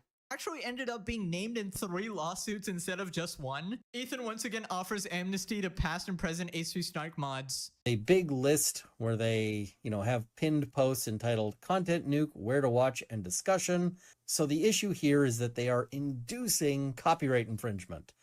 Now, in a lot of ways, it's actually worse to be one of the H3 Snark mods right now than the actual... Okay, I apologize. It's not him. He looks like he could be a Reddit moderator, so I can be excused for being confused on this. We don't know who the moderator is yet. Like, named people, because the H3 Snark mods are all just named as does right now. And the reason why is because each of these Reddit moderators has actually been named in 3 lawsuits, whereas the Twitch streamers are only named in 1. But as for why they're all hypocrites and why drama is so popular, I think because us as humans want nothing more than a hypocrite to admit they're fucking wrong. I don't know. Even if you don't got the God in you, I think we all got that Puritan fucking American colony bullshit where we want to go burn a witch for some reason. I think it's just part of human nature. We need to burn some kind of witch somewhere. And we really, really, really want someone to confess their sins. We don't know why we need it, and it never appeases us. It never makes us whole, but we fucking need it. And you'd think YouTube drama is where it'll finally happen because these people all get clipped. The AI super fakes aren't ready yet. So this time is now. Are we ever going to get a narcissist, one of these crazy attention seekers, to admit they're wrong? It still hasn't happened yet, but it's holding out hope. It's like when you go to a NASCAR race and you wish someone would crash so something exciting would happen. So this could get really expensive for these mods. Bro, how does it get this bad? This is a never-ending nightmare for all of Ethan's enemies right now. And this is pretty much what happens when you try to harass and ruin someone's life over something that he didn't even do. Keep in mind, this is all over the Palestine issue. Like, there might be other stuff to it, but the main reason why Hassan and his orbiters hate Ethan and try to send CPS to his house is because Ethan basically just doesn't support actual terrorists. He, agrees with them on everything except the terrorist issue. So it's crazy. That is still what's crazy. Ethan is with their politics. It's just, he doesn't think people should be blowing each other up and murdering each other. What a hot fucking take, I know. Hassan disagrees with this take, and it ruined a friendship, and then Frogan unfollowed him on Twitter, and it all began. No, he unfollowed Frogan. Because why does he need to follow Frogan if he's not friends with Hassan anymore? And then Frogan cried, and then that's how we all got here. See that it's come to this, and Ethan is about to bankrupt 4 different people. And I've heard from the grapevine, legend says, once every single orbiting moon of Hassan falls, Hassan himself will step into the ring to have the final battle. And if the scriptures are correct, he shall be defeated. It will be destiny. Not the streamer, just, destiny. Anyways, then Ethan goes after Hassan again. And every day as the Hassan drama rages on, I tell myself, remember when Vosh had Lolicon on his PC and everyone saw it and absolutely nothing came of it? And now no one even thinks of Vosh. Destiny's getting sued, has his drama. Sometimes drama don't matter because you just get away with it, and you could just say, oh, it was goblins, guys, and it's fine because what it's just the court of public opinion after all. Congrats. Keep being a weird horse boy, Vosh. To Zoran, this is like the NYC mayor candidate. He seems like a good dude, but that being said, he should be really careful who he associates with. Hassan does unironically support jihadist groups, so the level to which he is kidding is unclear. He's the guy who said America deserved 9/11, and then we got that tweet, it's white boy jihad summer. So Hassan responded calling him mentally ill. It's crazy. To make matters worse, He's so fucking sad. He's such a sad, pathetic fucking loser. He's doing this on his 40th birthday, apparently, as I've been told from chat. I love how he has to say, as I've been told from chat. This is so funny because it's clear that he watched everyone making fun of him for literally randomly believing a chatter making up shit about Asmongold, saying that he was okay with nuking Iran or whatever. And now he actually has to check himself, saying, I don't know if it's true, my chat told me. Bro, it's one Google search. Literally just Google his birthday, bro. He can't even do the bare minimum research. It's crazy. Mentally unwell, charlatan, pathetic. But I've actually never seen him. Okay, so did they punk on him with Asmongold? Because this might actually be a smart strategy for Hassan if he wants to keep his nose clean. Just throw his chat under the fucking bus. Because, like, he can't throw Denims and Frogan and all them under the bus for anything right now because their hands are tied. They're not, once they actually talk to a lawyer, if they have already, they're not going to be, hopefully the lawyers will tell them to stop dramaing because they're not helping ourselves. And then he'll have no one else to throw under the fucking bus or to throw to the drama wolves. He's just going to have his chat now. Stupid. Hateful. This is the reason why he is alone in this world. And the only people he can have around him that are not his immediate family members are people he pays to be around him. People he pays to baby him every day, to say, no, you're a big boy. Ironic Hassan is saying this, the guy who literally is in an active echo chamber surrounded by people who yes men him all day. We literally came up with a separate term for it, the orbiting moons. But yeah, he's pretty much just really stressed and coping right now that all his friends are getting sued and he's probably next. So we'll be covering the entire meltdown next video. There's tons to talk about. But for now, click this video to... I don't think anybody's got anything to sue Hassan for because defamation just wouldn't be fucking worth it. Like I said, luckily all the people he defames has a lot of money and shit, so like they're not gonna want to spend that money. Anywho.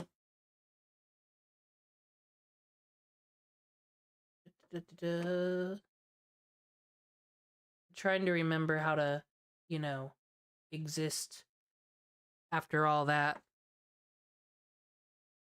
Said the hypocrisy is just too much.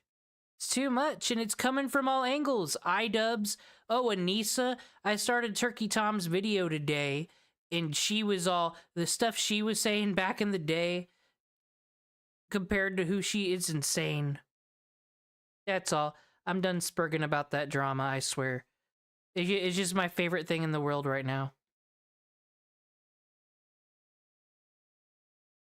But...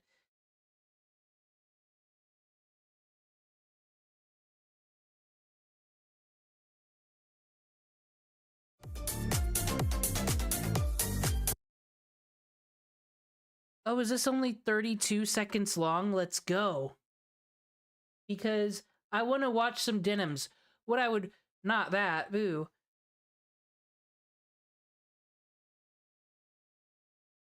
I have all these lovely things on this OBS. I start out the stream prepared, I swear, and then I have them fucking randomly thrown everywhere. I have no organization here, as per usual.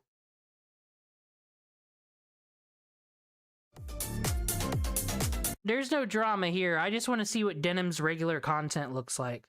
This is her talking about the public education system. He couldn't even pronounce fascism a month ago, and now he is one. The school system is failing us. The United States school, like, public education system is just truly incredible. It's just truly, truly, truly incredible. Well, it's great this clip exists. It should be, like, memed for every time she fucking talks. But Bruce is a real one, so that's what really matters, okay? Maybe he was always like this. He always thought like this, but now that he has more freedom on Kick to finally show it. No, it's not that deep. Someone like Aiden Ross is so dumb that they just fall. Why'd they clip it there? Oh. So I was browsing random videos on my YouTube homepage the other day, and What video is this? Okay, this one's a gotcha related one. We gotta save that. We gotta save that for the Fate stream. What else I got here? Okay, what is Denim's opinion on the Nintendo Switch 2 drama? Reacting to Mutahar and Charlie. I want to see if she adds anything to this. If she's got any First and hot foremost, Nintendo takes. We're gonna double back on. Or if she just stares. It's gonna be one or the other. I can't promise nothing. I don't know. The Ethan topic because I have to talk about one quick thing. But before we get there, you guys see this? Mudahar in Mudahar in a month ago, a month ago, Mudahar saying, "Why I'm not buying the Nintendo Switch right now, Switch 2 right now," and then a few days ago, they had plenty of these in stock. I knew you were gonna get it day one, even though you said you would hold off. LOL. Honestly, I took a chance at a midnight launch near me. I kind of hope there's a day one exploit somewhere for these, bro. And Okay, so you're the first one out here to point the finger at someone being a hypocrite liar, are you, Denims? About the important news, of course. We all knew that everyone was going to buy Switch 2 and they weren't serious. They're called Nintendo adults, Denims. Catch up. You've been on the internet for a minute here. It's like, this is her hot drama she needed clipped to the fucking channel that she's calling out, is it? I think this video is about this. He uploaded a video Hello, called guys and Sorry. gals, me Mudahar, and let's just talk about it, ladies and One sec. gentlemen. I made a mistake. I ended up buying that Nintendo Switch. Great reaction, Denims. Real transformative there. Bye. 2, even though I said that I was going to hold off. I wasn't just going to go buy it outright. And there I was, going on a midnight release, and I ended up picking it, just on a walk-in. Now, of course, ladies and gentlemen, there's no way to sugarcoat or cut around this. I did, in fact... First person Denims called out for Nintendo Switch 2 drama. The brown man. How suspicious. What does it mean, Denims? What'd you mean by this? Commit a hypocrisy. I made a mistake. I committed a hypocrisy. I should have not bought this product. Now, I made a few videos on the Switch 2. Well, not a few, several. And I've basically covered it. I've not been the most positive viewer of it, especially around certain things. Why can't the content creators just fucking confess that they get a goddamn tax write-off for all the consoles if they use the consoles for like fucking videos or reviews and shit? Like, of course they're gonna get it. Why wouldn't they? Like those game key cards, and especially about their TOS, when apparently it seems like they can just brick your systems, and more specifically around the fact that maybe the system is in fact a brick when you end up. Well, I'm reacting to Switch 2 news. Why are people acting like that's new? They could brick your console back in the fucking Wii days. They do that, everyone. They're mad about these ROMs. I love GBA emulators. That shit, I think the ROM shit is just too easy. It's too easy to steal from Nintendo, so at least let them brick their consoles from getting modded. Why is that a bad thing? I don't want to be on Nintendo's side, fuck them. I steal all the games and pirate all the things. You can't blame them for trying. There'll always be a way to hack away, but they gotta try. Ended up picking it up. Now, as you all know, yesterday I made a pretty big mistake. I actually made a video with the Switch 2 inside the actual frame. I actually had one on screen. I bought one. I used it to play Cyberpunk 2077 on it. Now, the reason why this was a pretty big mistake, and Now, notice that I paused and said something about the Switch 2 and content creators, and of course they were going to buy it. Let's talk about what Denims brought to the conversation. This could be why she's getting kind of sued, what she considers React content. She said, committed a hypocrisy. That's how much she's contributed so far. I do absolutely believe I should actually apologize to my audience, is I didn't practice what I preached, I said, you should vote with your wallet, and what did I do? I straight up charged my card and got the Switch 2. And for that, it's actually a pretty big apology. Like, there's no way to really say anything. There's no really any way to sugarcoat it. It's an actual mistake. You can sit and blame other people, but ultimately, I think the community kind of made it known that I would be one of those gamers that would fall into FOMO. And even though that I don't personally think that I'm the reason that video games have... Is she pausing? Is it happening? Just gotten more expensive. No? You could not make a more spineless fuck, dude. I'm standing up for something.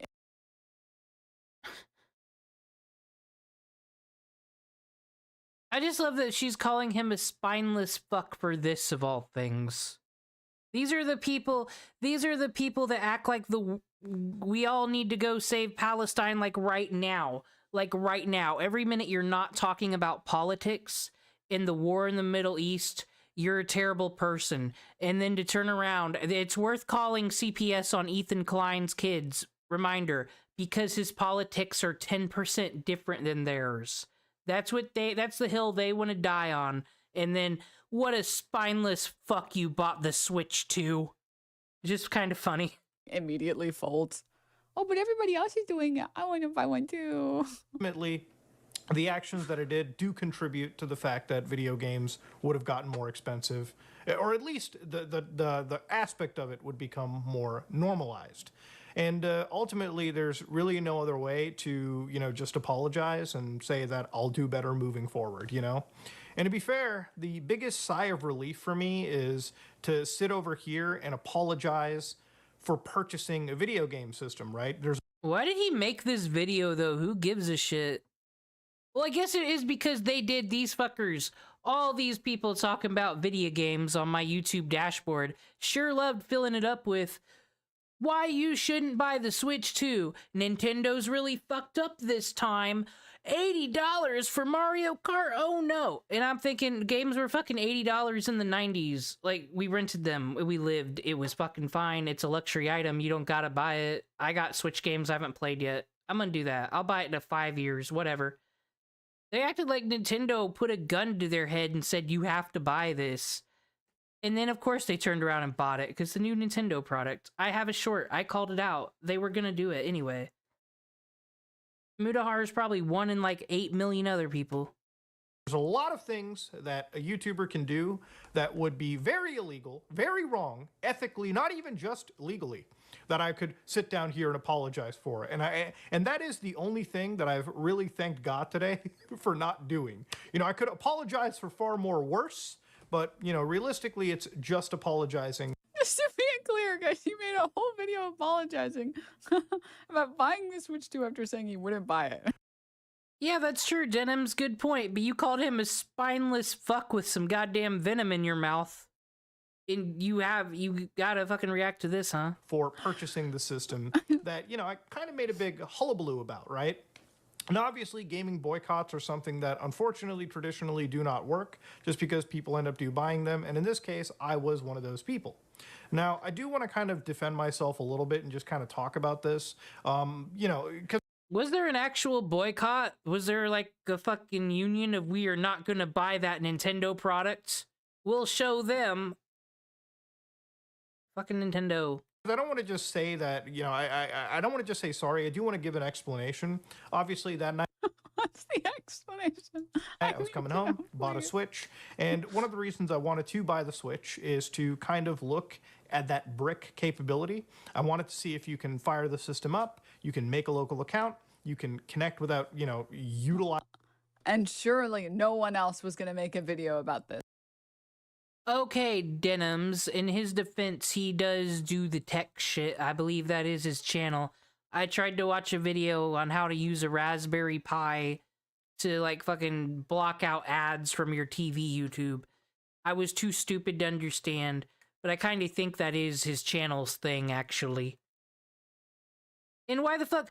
Oh, yeah, but so many other people could have done that. Why the hell would he give up monetization dollars? What? Why, you telling a brown man he's not allowed to work, Denims? Are you doing that? Denims, you're not a good liberal. Yes. Surely you couldn't have stuck to your principles because there was definitely no one else that would have made a video about this. Just say you wanted to play Mario Kart, dude. Oh my God. Any patches, and thankfully you actually can, as long as you have a Switch 2. I actually bought it to do investigative journalism. Of course, a game, which this is something that I'm actually... Okay. She's laughing because, yeah, investigative journalism, it's the Nintendo Switch, but I mean, it kind of is. Like, it's... If the people are worried about shit getting bricked, our Wii, when I was a child, broke for no fucking reason at all. Like, it is good to investigate these things, right? But she's like, yeah, investigative journalism for the Switch, too. But she also acted like it's fucking serious. Make up your mind.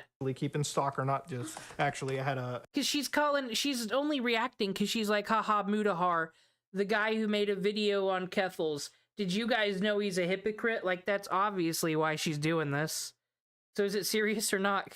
Cyberpunk 2077, as long as you have a game with an actual, completed update on the cartridge, this system is completely usable offline, which was pretty important to me because I didn't want to see another system release as a pure-on brick.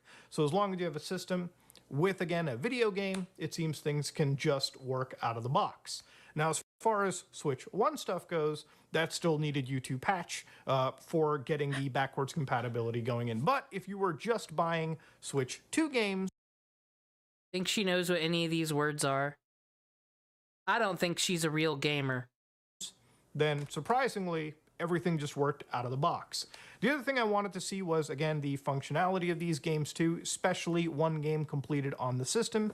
And for that, I played Cyberpunk 2077. In fact, that was a pretty massive section of the video where I just showed the game actually running for anybody to come into the video, watch, and see. Now, I could make the video overly negative, or I could make it overly positive, but the reason I just kind of went the way that I did was I wanted to just objectively look at this product as what it was and talk about things, right? And, one of the things that I kind of read was like, the grifter stuff. You were just grifting on that hate. Well, if I was grifting on the... Wait, did he make this video because of this? There are two things in this world that never work under any circumstances. The McDonald's ice cream machines and gaming boycotts. And I have a feeling she got this link from the chat, whatever point she's about to make. Gamers have an insatiable appetite to consume. To reject that urge goes against their very nature. Anytime something shiny comes out, you can bet your sweet bippy it will be purchased and played, no matter... Well, the reason is that most gamers are not this plugged in. Most people who play games, most people that I know who play games, who live on the internet, they spend most of their time on their computer playing video games. They don't give enough of a fuck to keep up with whatever is being boycotted. Well, they don't keep up with what's being boycotted, but by God, they knew the Nintendo Switch news. Is she making an argument that real gamers don't follow gamer news? I didn't understand the Switch 2 drama because, I don't know, I watched a whole bunch of weirdos pay $600 for the PS3. The console wars, as we call them, it's so PTSD ridden, it's hard to talk about. You see, there was an Xbox 360 and there was a PS3, and people were throwing memes. They were throwing their life on the lines to defend their console brand. It was no joke. She actually gonna... So I think this is what she's saying, is that gamers are so plugged into their games they don't pay attention to the news and the boycotts. They know about the Nintendo Switch 2 and its price, I am sure. This week. They play games to escape having to keep up with real life. Escapism and video... Real life being Switch 2 news. Video games, ringing a bell at all? For the past couple decades? No? Most people who play games are already working their full-time jobs and have no energy to dedicate to whatever stupid boycott people are doing this week. They're just going to play the game if it's fun, and they're not going to play it if it's not fun. And that's it. So whenever you see all this, like, moral outrage online, like, I will not fold to the woke mind virus. Now, it's true, I believe no one gives a fuck about boycotts, though. Go woke, go broke. Just know nobody cares about what those people have to say. Like the Grums of the world, they have a black character in Assassin's Creed, so I'm not gonna buy it. It's like, that's nice. It's the meme where like the people are chatting and then one of them goes like, and they go back to chatting. It's like people just want to play games that are fun, that are enjoyable to play after a full shift at work. That's it. It's very simple. How vocal people are about abstaining from it and not buying it. Like, the most notable being Modern Warfare 2, there was a big hoopla and a huge movement about boycotting Modern Warfare 2, and then if you went into, like, the Steam group from the big boycott organization, almost every single person in there was currently online on... That's hilarious. Sorry. That screenshot. Boycott Modern Warfare 2. Everybody's playing Modern Warfare 2. Most gamers are not whiny reactionaries, correct? Launch day playing the game. And that's just kind of been the song and dance for gaming boycotts forever, really. Of course, there have been some outliers, a few exceptions where people really did. I do think gamers are whining reactionaries. I hate to say it. I hate to say it. Well, it's always We gotta stop having these people represent humanity. I know this. It's just the stupidest and the people with the worst takes are just the loudest motherfuckers. That's how it works. It's a hashtag not all gamers. But a few of them do be whiny reactionaries. Vote with their wallets and voted no. That has happened. It's just not common. And right now, there was a huge push against the Nintendo Switch 2 for a lot of bad business practices, and people were talking about how they're definitely not buying it this time around, they don't want to support it. And I'm sure you can already guess chapter 2 of this story here, the climax. The Nintendo Switch 2 releases, and that shit has been gobbled up like a bowl of cereal by a... Reminder, I said all of this before Charlie Penguin Zero did. I have an Earthbound short. Well, it's not an Earthbound short. It's just got Earthbound footage where I'm just gonna bitch about all this Switch 2 shit being on my feed and throw it in there. I said all this. I said they're gonna buy it. Watch them buy it. It's Nintendo. A ton of people that were very outspoken against the Switch 2 and talking about like they won't be purchasing it, which was all very easy to Not humble bragging though. Any fucking person with a brain would have had that take. Consumerism. say before it was available, but now that it's here, they have jumped on that opportunity to own one enthusiastically and are playing it furiously and enjoying it too. I didn't expect the Switch 2 to flop. It was very predictable that... I do have a take that I never heard anybody else come up with though. I was watching the video game Donkey playing that Mario Kart. That looks like a really good Mario Kart. But I said, hey, wait a minute. Why are they bitching about that game being $80? They paid for Mario Kart 8 twice, didn't they? Because the one on the Switch was just Mario Kart 8 with what, like a couple tracks added to it? And I bet you it wasn't discounted. I bet it wasn't cheaper. Bet you can't stick your Wii U disc in your Switch now, could you? You paid for it twice. So Mario Kart World is cheaper. Everyone that was rallying against it was going to inevitably purchase it because this is like clockwork. It happens all the time in gaming. It was always... Well, bad statistics. Who owned a Wii U? Look at all these things I have to say. What do you got, Denims? Spitfire. Is going to be a super success. And I talked about that numerous times over my coverage. Also, there hasn't been like a Nintendo console in how long? 6, 7 years? More? Thank you, Denims. 8 years. Yeah. Like, that's enough time for the people who bought the Switch 1 to be like, yeah, I'm down to buy another console. Sure. Anyways, that's funny that after, I guess, maybe being mildly flamed by people like Moist Critical, he puts out this fucking video. I was actually just buying it to do investigative journalism. I have no idea what Charlie's video, how that would have anything to do with Mudahar's choice here. So, yeah, some fucking chatter just said, he probably said it because of this. Fuck do the two got to do with each other? He just said, yeah, boycotts don't work and they're gonna buy it anyway, Modern Warfare 2. And he's apologizing for buying the Switch 2 after saying he wouldn't. And see if the product works. It's related, but it has nothing to do with fucking... It's not like Moist Critical was naming names or anything. Works out of the box. Like, yes, because if the product didn't work out of the box, we wouldn't have heard about it if not for you. Like, it would be in every fucking headline if the product wasn't working. Be fucking for real for 2 seconds. Oh my god. Anyway, sorry, I wanted to circle back. I finally found... So she just... Okay, he did say that. He made sure all the things worked correctly. But what he did say, though, is he's gonna, like, check the bricking capabilities. Not that simple there, Denims. I just want to say a couple things. First, wrapping up this Ethan Klein segment. I didn't get a chance to put a bow on it, but really quickly wrapping it up. What the fuck is the drama doing in the Mudahar video, Denims? Thought we were done with the drama. No one asked for this. I just want to apologize because I'm pretty sure I might be the reason why Ethan wears suits now. In his stream where he reacted... Oh, wait. She's got a joke. She's got an Ethan Klein H3 joke. She's gonna roast him. Gotta line her up. I might be the reason why Ethan wears suits now. In his stream where he reacted to my my retraction demand letter to him. I never do that. Mm-hmm. No. Right. Thought we did it today. I wanted to look good for Denims, you know. He said this about getting, like, looking good. And I'm a troll, okay? I'm an internet troll, okay? And I was like, what's the funniest thing I can do? They're about to read my GoFundMe. They're about to read my statement. What's the funniest thing I can do? Oh, I know. Oh, I know what would be the funniest thing. Oh, I see. She changed her GoFundMe description. She said, "I'm glad you put on the suit for me. It looks good, King." Okay. Oh. Listen, that's not Bridge? No. Now that's a funny meme. Got him. Nobody's in that gonna. suit. That's not gonna help you, okay? And don't flatter yourself. I started wearing suits regularly. Honestly, dude, I want to look good for denims. Don't flatter yourself. I didn't even say that. Guy who constantly says things. I didn't even say that. This pause screen is anti-Semitic, and it's ableist, and quite frankly, it's just mean.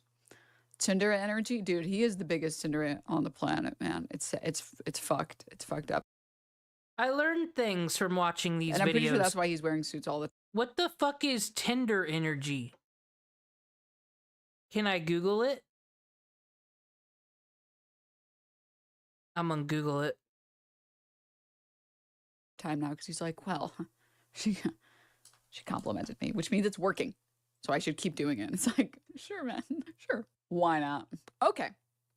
Sorry, this chatter. Denims would love to see a reaction to the latest More Pegasus video. Pegasus video after? I've never heard of this person in my life before. I just looked up their channel. iDubbbz' wife can't stop humiliating him. Finally over. Twitch just got fucking destroyed. It's over. iDubbbz' wife just got exposed. Number 33. It's done. Hassan just fucked up bad. Number 32. Finally exposed. And I'll just go in order. Okay. iDubbbz video, Hassan video, Hassan video, Ludwig video, Hassan, iDubbbz, Hassan. Thank God Denims is here to tell us what's on the screen. iDubbbz, Hassan. But will she watch one of them? And this was supposed to be Nintendo Switch 2 drama to dip into some ordinary gamers. You switch and baited us, ma'am. And he's, oh, we got something different. I think it's a Johnny Somali video. Hassan, Amaranth. The Amaranth situation is disgusting. Hassan, Jack Doherty, Hassan, Ethan. Oh, look, it's me. Like, I know this is petty. This is white woman coded, though. This is where I do real investigative journalism. But, like, couldn't she have said, like, the first 4 and been like, you get the point. He has all these Hassan videos. Like, she's literally going down the list and reading them all. She's been doing this for more than 30 seconds. I feel like 30 fucking years has gone by. Am I just coded to hate her? Why does she have this effect on me? iDubbbz, Hassan, look, it's me. Mike video. Pathetic streamer just destroyed his career forever. Oh, dude, you don't want to make these videos about Mike, okay? Because Mike has only one response to this, okay? And I know what his response is. His response is to call you a fucking loser. Aw, dude, though, Mike from PA is one of those internet tough guys that threaten to beat everybody up. And he said that we're allowed to arrest Zionists because citizen's arrest is something you're legally allowed to do, apparently. Like, he's kind of a crazy, unhinged person. But internet tough guys, that's a whole genre to look at. A genre of people. The people that, you know, threaten to fight people and then never show up to the fight. Son of a bitch. Sack of shit that nobody loves. And then to laugh in your face. And everybody here knows the Mike cackle. And then, I know he does this, he pulls up his chart and says, falling off, huh? Falling off. Yeah, right, bitch. And then cackles some more, and then laughs in your face, and then moves on. Wait, though, hold on. Cackles some more, and then laughs, right, bitch. And then cackles some more. He pulls up his chart and says, sir, son of a bitch. Sack of shit that nobody loves, and then to laugh in your face. And everybody here knows the Mike cackle. And then, I know he does this, he pulls up his chart and says, I wanted to know if she was saying Mike's done this to More Pegasus. I don't care enough to investigate, but Denims doesn't know who More Pegasus is. falling off, huh? Falling off. So she said. Yeah, right, bitch. And then cackles some more, and then laughs in your face, and then laughs in your face, and then moves. It really is kind of like a harem, though. She glazes, like, she talks more about I don't know, just from what I've seen, she just fucking glazes the fuck out of her allies, and it's like, can't you all just like kind of collab? But why do you gotta be that much into each other? Like the way she just talked this guy up, I don't know, it makes me feel uncomfortable. Moves on. So I don't think that's the enemy to pick. Also, I'm not gonna watch a video from a guy who makes like 80% of his content just be anti-Hassan content. That seems kind of he clearly has a prerogative, or he has a Well, I mean, yeah, okay, you don't want to watch bad videos about your friend, but just to be like, because he has, it's stupid. What? Who cares? incentive to make Fucking denims. It's just this is a girl who was like, oh, Keffels did this horrible thing and frauded and stole all this money from GoFundMe's. Yeah, well, she's on the left, so I can't As watch much a video anti-Hus- making fun of her. Like, so I shouldn't be shocked. Hassan and Hassan and Co. videos. He's too biased to be capable of putting together a video that's good, because none of his videos are like all of his So don't look or anything. Just, they can't be good because he doesn't like Hassan. That's straight up what she's saying. videos are partial. They have to be because that's what his audience wants, which means inherently the content can't be good. So it's pretty simple, right? That's why I like the videos of like Bad Empanada criticizing Hassan, because Bad Empanada's criticisms of Hassan are actually accurate, or at the very least they're not like based in some bullshit, right? It's criticism that is coming from the left to a person on the left that's not in bad faith, that makes genuine points that are in some cases hard. Well, I wanted to see Denims in her natural habitat talking about the Nintendo Switch 2. She had a lot to add. I didn't know this was gonna happen. I didn't know More Pegasus was gonna get fucking dragged, and by that, he talks bad about my friend, so all the videos he makes must be bad. I believe she just said, ain't even capable of making a good video, because he doesn't like my friend. But, so she can't have an opinion about, she's biased, calling out, she's a hypocrite, whatever. Got it. Like I said, like, I can make fun of all these other people. I don't know what it is about Denims. It makes me question myself. Do I got, like, beta fish disease? I just hate this woman. Hate's a strong word, though. That's giving them power. And if I hated her, why would I have just watched her? I'm fascinated. But it's like, I don't know. Maybe I do kind of believe in women power still. And I just wish people like her could do anything else. There's nothing even wrong with being a stripper, quite honestly. But I know she baited, but now it's okay though. This is still white women coded day, and I have a feeling a lot of white women are about to get discussed. I have no idea who made this video or what it's about. I'll check. But it came up on my feed, so it must be good. Clownfish TV. Well, yeah, that's who made it. Apparently, men don't want to date the women no more. Hey guys, welcome back to Clownfish TV. This is Neon. I am here with Geeky Sparkles. Hello. And men, please come back. Please come back, men. According to the New York Times, women don't know where the men have gone. Where have the men gone? They ran away screaming. Can you blame them? They did. Oh, exciting content. I don't know. I thought I was going to get a video essay. Is it? What? Oh, well. Pitch me what you guys say. Is this content too? Could I just read Twitter? I don't fucking want to. Isn't this ironic? I don't know why I'm such a content judge. I don't know. Maybe because I believe the channels and shit I watch, I got good taste. And then people be out here making things that I think are bad taste. Do I watch anything like this? I don't know. I could just read the fucking news myself. 10 plus, probably 15 years of demonizing men and traditional masculine men, and now women are wondering why men aren't dating them, where the men have gone, why they're afraid of taking a chance. I mean, seriously. Wait a minute. I thought women didn't want to date men anyway right now because if they voted for Trump. I know, right? I thought they were having like a sex block thing. You know, we're not dating you. We're not sleeping with you. Or did they get over that already? Sex strike, is that? Yeah, did they get over that already? You know, and then you have all these women too, and you keep seeing videos of it where they're like, I'm so important that no man should take me out on a first date to these places, and they should be making six figures so they could treat me like a queen. And I'm like, what do you do?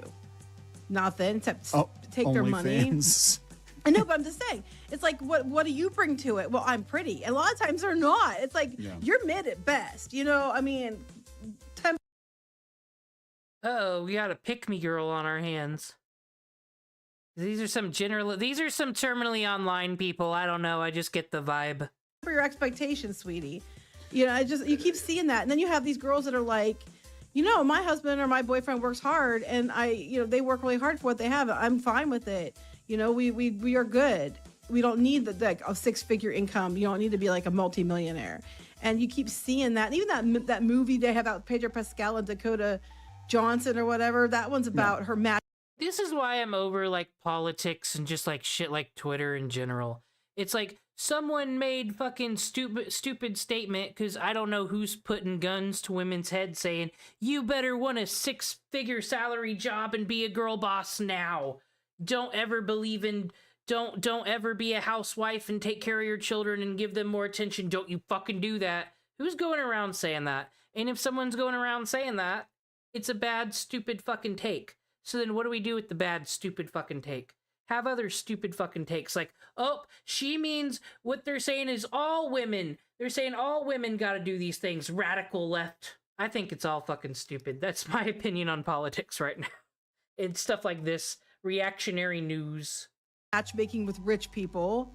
Yeah, I think women had, for a while, they had very unrealistic expectations of, you know, the perfect man, and the perfect man was, you know, all about her. Like, you were supposed to be all about her, but, you know, she didn't have to be about you. And but that's what I'm saying. It's like, you can't expect somebody else. If you're expecting somebody else to do that, you better be doing the same. Like, you want them to do this. What about you? Why aren't you making that kind of money? Why aren't you treating them like a king? Why aren't you paying for everything? So I'm like, if you aren't going to do it yourself, you can't expect everybody else to do the same. Right. So, like, we all hashtag know that girl, but that's not all. You know what? What does Solomon Chow got to say about women? He married someone, apparently.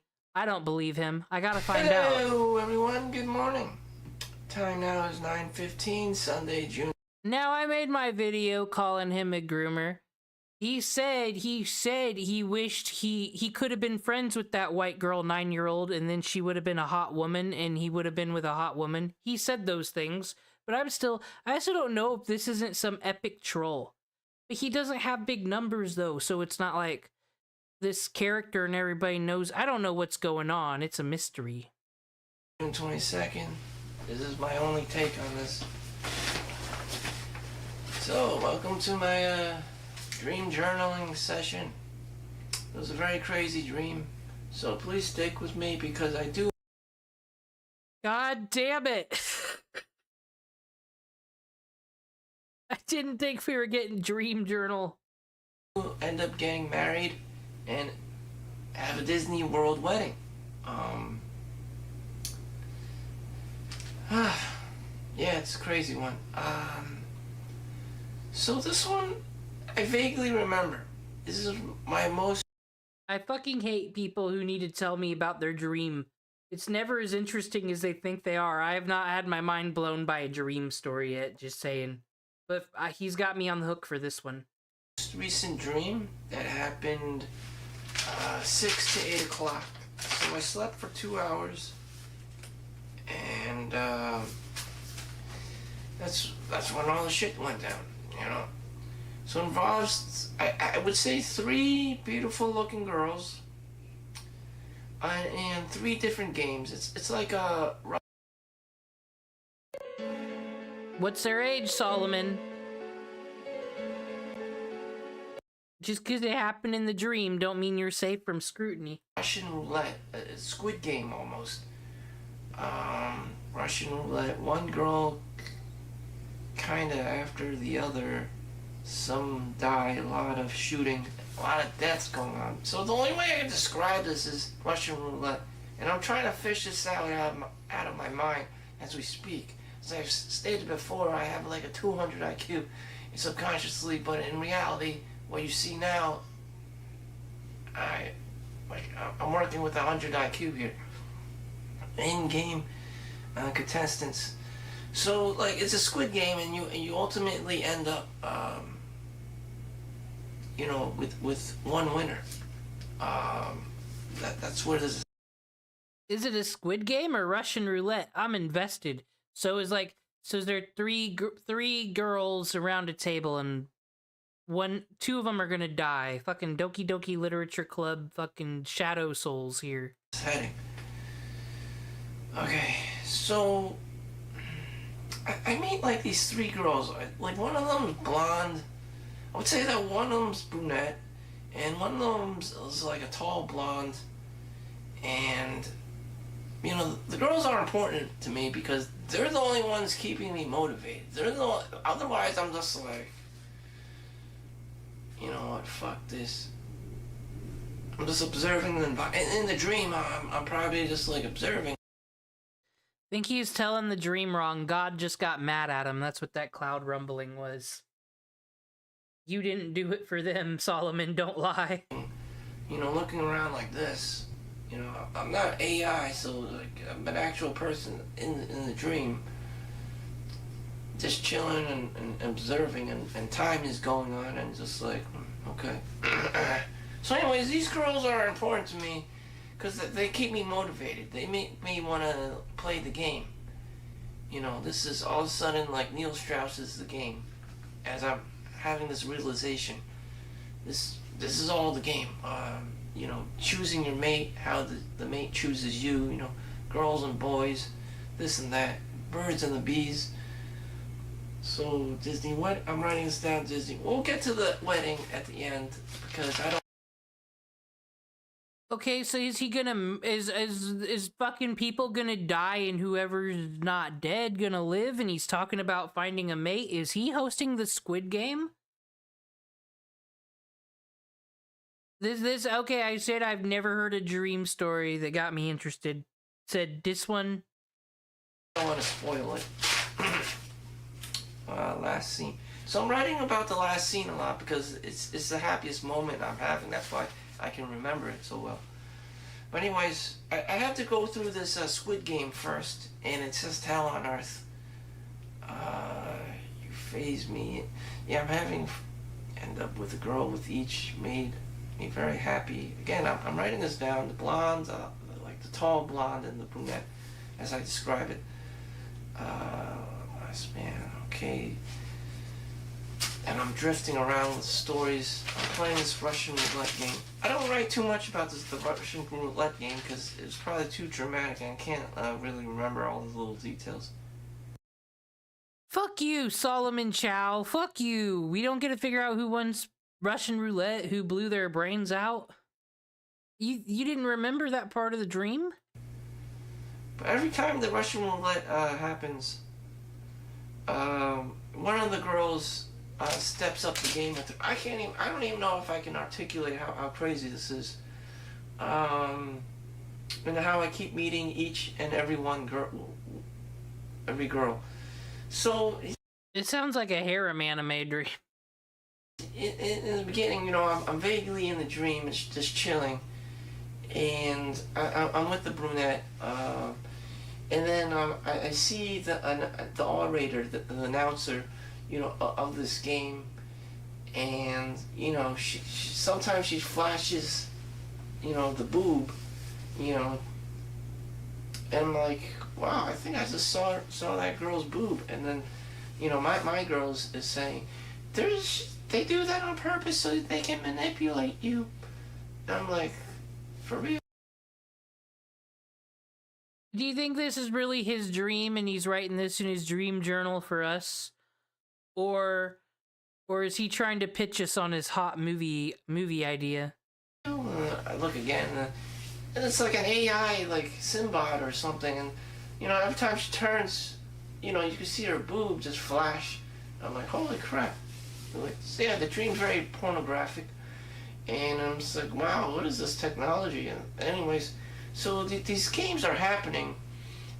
So I'm just trying to recall everything. Like sometimes you're like playing musical chairs, you know, and then someone just ends up dying, and then the next game, and then you know they're like get up, and it's just like everyone, you know, pick a number out of a hat or something, and then people just end up dying. Like it was just so traumatic. I don't remember. People were dying left and right, and I was ending up with the girls. Maybe I was just having a good time with this meeting, like random girls, and then the game finally struck. I think that was the gist of it. And then I met the tall blonde girl, and somehow I just kind of like know her. And then I met the brunette, and then we all just kind of know each other from just having a casual. So we all following the story there. So I guess there's more than 3 people here because everybody's dying left and right. A lot of people, and then there's just these 3. And he was hanging out with the brunette. He was already chilling with her. Meet him, I guess, which made me very happy. But then the games happen, and I guess we just get overran by these terrorists, a terrorist group, and you know they start already announcing this like the game. You know, and you know I just can't keep ended up winning like each one of these like little Squid Games. Just by, you know, talking to the girls or whatever, mixing and mingling, and I guess that was the key to this, like, the game.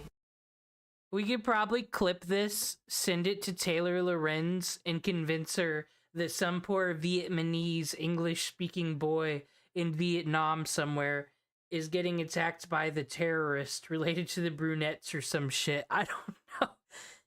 I just feel like that'd be a hilarious prank to put on one of them, like, horrible bad journalists that don't research anything. Like Neil Strauss's. Send fucking Solomon Chow clips and be like, save this boy. He's in a state of confusion. The game going on. I guess that's how you win. And then, like, in the second this, like, game or something, we just wake up and we're on, like, some, like, beach chairs and everyone's just, like, trying to stay alive. And then there was this, like, gross thing happening. Like, this black guy's trying to give me oral. And I'm like, what the hell? You don't have to do this.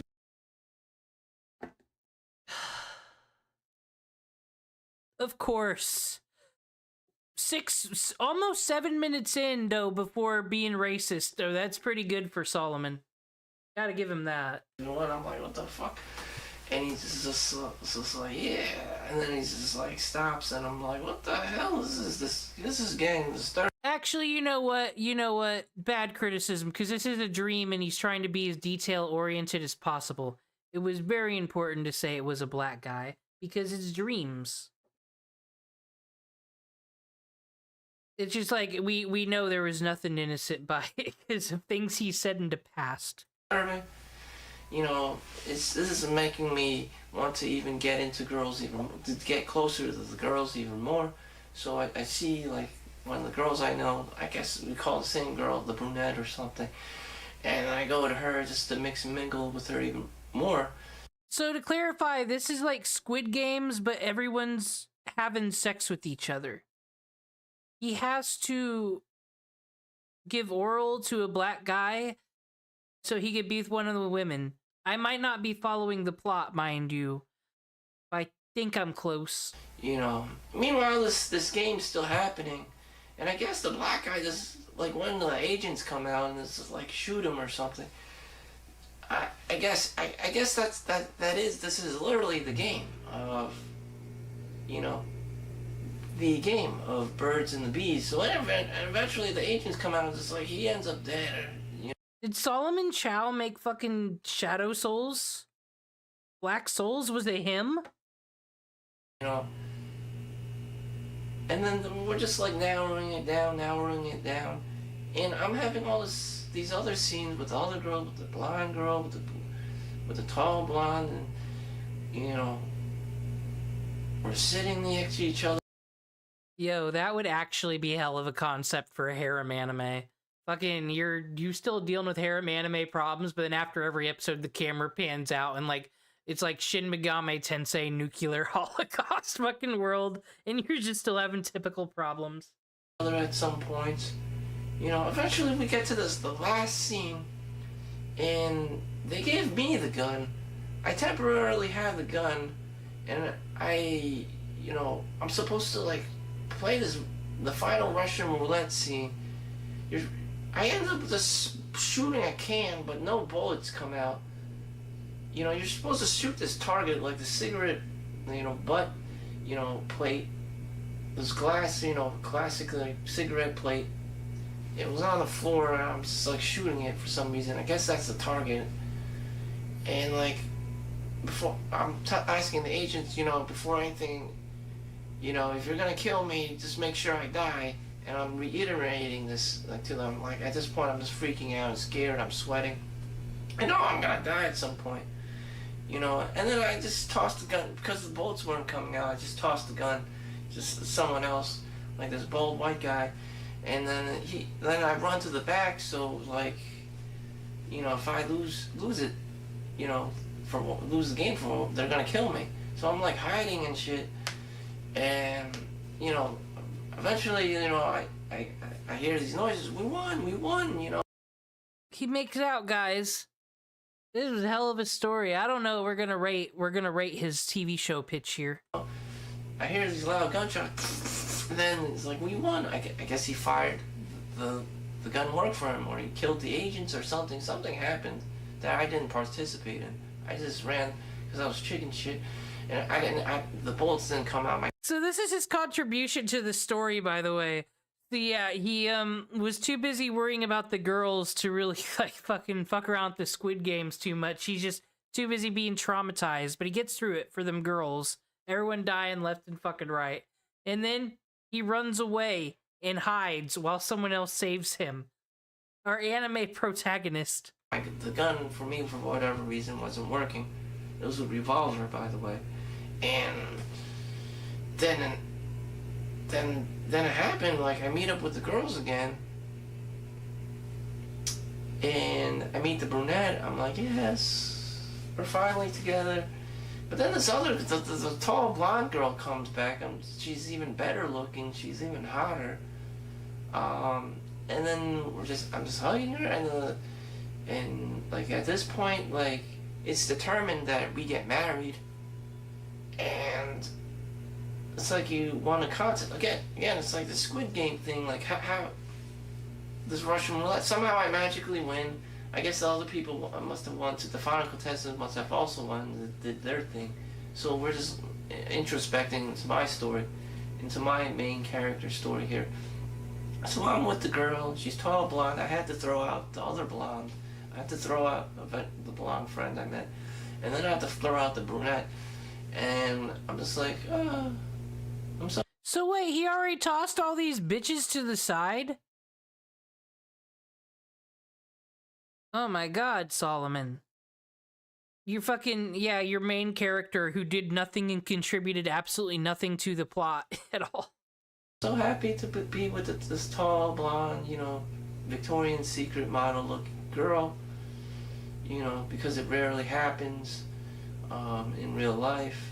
And I'm just so thankful and appreciative and grateful that we're together. Eventually this magically transforms into a Disney World wedding. And I wrote it all down or whatever. And we're just dancing, and you see the 7 elves, 7 dwarfs, and they have all these Disney World themes, and like you have these like little dwarf chairs, and then you have like they're serving like Chinese food or whatever. They have the traditional Chinese banquet, noodles and all this along, and I guess like lobster or beef, and we're having this great time in this Disney World wedding. It's almost too good to be true. So it went from like this nightmare, the Squid Game, Russian roulette, you know, to people dying left and right, to a Disney World wedding. And then in the background, you can see the like Disney World cruise ships. It's all blue with the like this Mediterranean water and the beach. I mean, usually the fucking Hunger Games, all the other bullshit we watch ends and then epilogues to everything's fine. Squid Game going to fucking Disney World, that would be insane. This is something unprecedented. We got to give him credit for these. Well, I mean, it's his dream. He ain't making this stuff up, I assume. Why would you lie about a dream on YouTube? That'd just be absolutely fucking vile, right? But it does seem like he's trying to pitch us on something, so we got to hold him to a standard. Beaches and stuff. And then, you know, they got the main, like, private booth for, like, us, you know, the main guests. And then on the lower end, you have, like, beds and stuff for the families and stuff so that they could witness this wedding going on, this wedding party going on. So this is basically the gist of it. And all this time, I'm with this tall blonde girl, we're married, we're having a great time, we're kissing, we're hugging. Now, would it be very... What race do you think all these women are? I mean, we got a blonde. Said I got a theme going on with this stream. I made a thumbnail. Sometimes I make the thumbnail before I know what content to make. I'm not gonna lie. I just knew people aren't gonna know what white woman coded means because I just made it up. And we're watching Solomon Chow. He's got a fucking... Yeah, this anime is horrible. I wouldn't... Love Hina's better than this, and I think Love Hina's fucking stupid. Tenchi is the superior of the harem animes, and that's, of course, way better. This Orin High School puts this to shame, sir. You know, I'm just like, wow, this is the ultimate dream. Every guy just wants to be with that one girl, and I'm finally with her. You know, the two just met together. The two polar ends and opposites of the spectrum finally met together, and I was happy. She was happy, and I just couldn't believe it. And because, you know, the American dream must be a dream because you have to be asleep to believe it. And before you know... Now that's a funny name. He got us. It was, I woke up and it was 8 o'clock. And damn. That's exactly what I wrote. So, now I'm here. And how can I translate? How can I monetize the story? You know, life is getting, at the age of 40, predictable. You know, doesn't look like I'm gonna get married or have these triumphant little moments in life, and it's just like, damn, I'm just gonna keep playing video. Aww. Wait, Solomon says some fucking fucked up things. I don't know why I'm awing him. And, well, because I'm almost like, but you got your whole life ahead of you. You're so young. He's fucking older than me. He's like 40. No, it doesn't look like he is. Video games, live in my mom's basement. Now they get, instead of World of Warcraft, you're gonna repeat the same thing with Dune Awakening. So you're gonna have like 30, 35-year-old man children.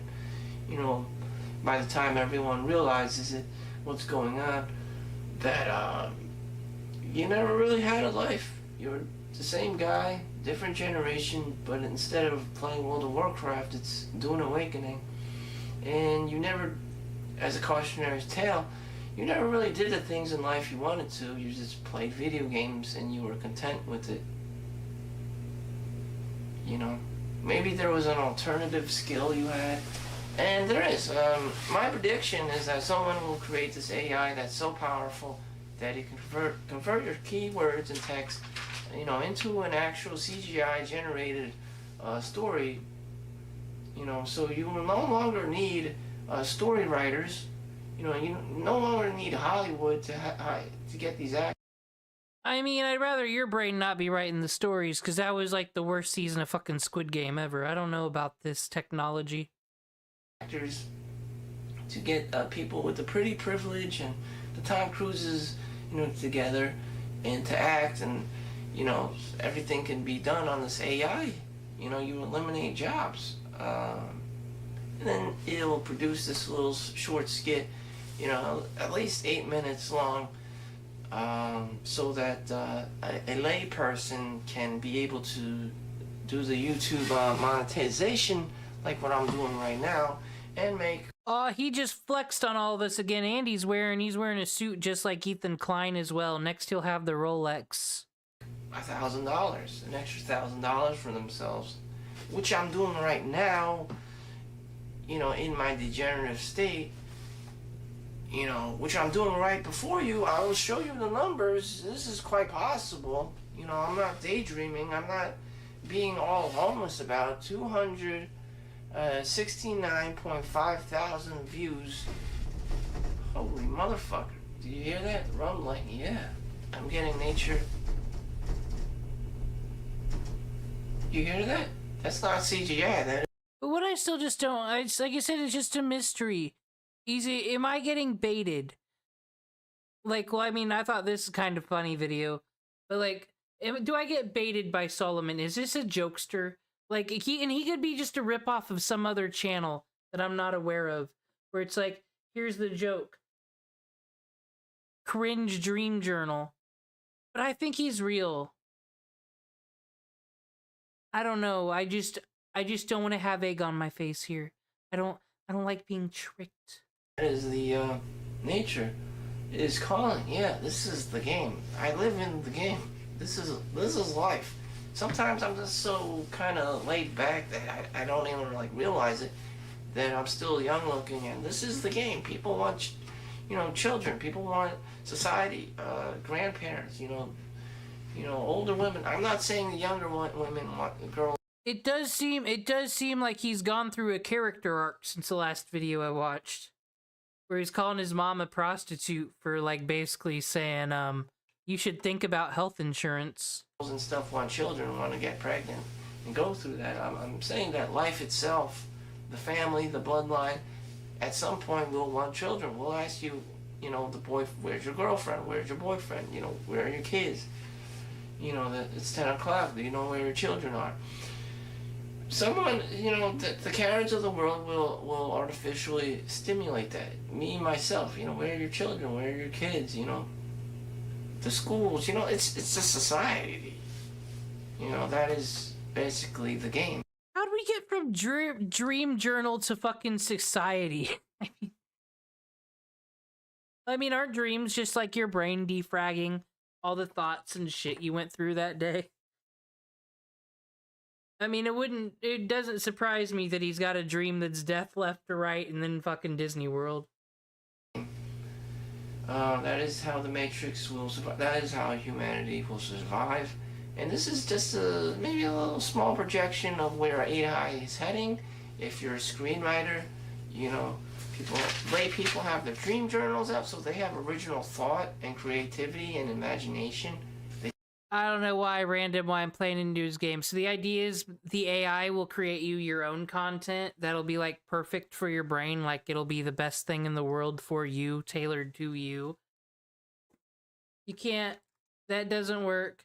You need everybody to like go to the same movie. So there's water cooler talk. Not that that really exists anymore, because everybody's watching Netflix and YouTubes and all watching different things. And I can't explain Ethan Klein and Hassan Piker to most people without sounding like a crazy person.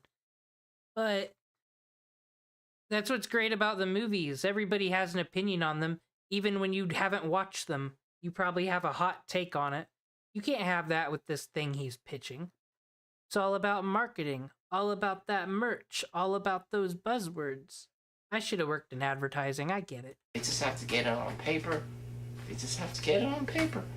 So you can quit your, you have a chance, you have an opportunity. I want to quit your day job, I want to quit your 40 hours work week. I would just say this is something you would do on your off days or whenever, and whenever you have time, you could write in your dream journal, and then you would just feed this information, the keywords, your story, into this AI. Maybe they even have it in now. You know, it'll convert your words into your text, into a CGI generated like little story. The requirements are that. Am I dumb? Can't we already do this? And that's why everyone's so mad and scared. For YouTube monetization is 8 minutes long. So with me, this video is hitting 18 minutes. So I'm doing double. And also, if you could make your own TV show that's everything you want to see, why the fuck would you ever watch anybody else's content? Why would you watch anything ever again? You like fucking be like, I want to watch The Punisher season 3 that doesn't exist. Make it happen. And then it does. You're not gonna fucking pull up a video on YouTube that night, but then it sucks because you're not gonna be able to really discuss it with anybody because they don't want to talk to you about the Punisher because they watched a different season than you. It wouldn't work. Solomon Chow, I don't know about your pitches today. I'm not investing in any of your businesses till you get something hotter going. Double that just by freely talking as a person and telling you what's up with, the human condition, with, the average ordinary person, how can they make money, how can they be in the game. He's talking to his, tall white guy, director guy, and he's just like, who is this? Like, I don't. Okay, I just wanted to jump ahead and see where we're at now. I just heard tall white guy. Video, and he's retired now, for Regis Film, that's how you say it, in New York City. So he gave us tickets. He gave my Chinese ass family tickets. So we all look fresh off the boat, and we're going to Regis's ABC New York studio. I also met the lady Martha from Who Wants to Be a Millionaire. But anyways, Regis was cool, but he was with all their tall white people. He's in the studio, and my Chinese ass, ancestor, my uncle was just the engineer. So usually that's a thing, they want to see super charismatic. That was Solomon's dream. There wasn't, he married one of the white women, but, I can't, gotta save these, gotta parse them out. There could be a banger in here, but nah. This is here for very important reasons. You hatch from an egg, underground in a nest of over 500, but I really like ants. I've never heard of a slaver ant, though. There's the worker ants. There's the fucking soldier ants, the titan-ass motherfuckers that'll rip things apart. They save the fucking colony. I watch Ants Canada. I think ant colonies are amazing. I want one day. I have never fucking heard of a slaver ant. It's just, I just haven't made up my mind about Solomon, and I got this stupid watch later list that needs cleaned out, quite honestly. But I need to go through his actual fucking channel because I think, well, I am intrigued by the $5 McMuffin prices because we know about him and his McDonald's. That's a morning tradition. But you know who doesn't worry about all these things in YouTube drama? Fucking ants. That's all. I love ants, so I'm gonna watch this very quick. only a few are your kind, and the rest are slaves. They don't look like you, they don't share your scent, but they feed you and raise you like you're one of them. Your larval body is soft and weak. You don't move and you don't eat on your own. Then a worker comes. She holds chewed up food in her mandibles, presses her face to yours, and feeds you mouth to mouth. She does it. Well, I mean, are they just meaning worker ants? That's like the majority, isn't it? Again and again, over a few weeks, and so do the others. They circle constantly, grooming your body, adjusting the walls of your cell, defending the chamber entrance from anything that isn't part of the colony. You grow quickly, your skin stretches, then it splits and you break free. You crawl out of the shell and stand for the first time. You're a fully grown slaver ant. Dozens of Formica workers move around you. One of them walks past, turns slightly, and feeds you again. Even now you wouldn't survive without them, because your species doesn't know any basic things that ants should be able to do, like finding food or raising your young. But you do know how to kill, and soon that's exactly what you're going to do. A few days later, one of the workers returns to the nest. She rushes through the tunnels, brushing past others as she reaches the central chamber. The moment she arrives, everything changes. You notice a certain smell on her, so you follow. Every slaver does. It's not a decision. It's what you were born for. She leads you out of the nest, moving quickly across the forest floor as the others fall into line behind her. Up ahead is a Formica nest. You've never been here before, but it's not unfamiliar. The lead worker slows and releases a trail of pheromones, painting a chemical signal that spreads through the group. The others surge forward. Yo, this is why I like ants. Getting existential. Who the hell are we to know what goes on in the brains of other creatures? I find this pheromone shit to be like psychic powers. It's insane to me. You gotta ruin their trails with vinegar when you're cleaning your house, you see. That'll disrupt it, they say. But yeah, they all know what the situation is. They all know what the daily drama is and what the daily task is. And they don't need no fucking Twitter. They just feel it. They just walk, and then they walk across the path, and the path says, "Oh, hey, there's food over there and danger over there." And the ant goes, "Thank you for telling me, trail on the ground." Insane. The world's insane. And plants, I think they're psychic, quite honestly. Forward, forming a narrow column. You reach the entrance of the Formica nest and you begin digging. The defenders are inside. You know they'll fight, but not yet. First, you widen the entrance, clearing the debris and Women related, of course, because the only ants that matter are the females mostly. The males just have sex and die.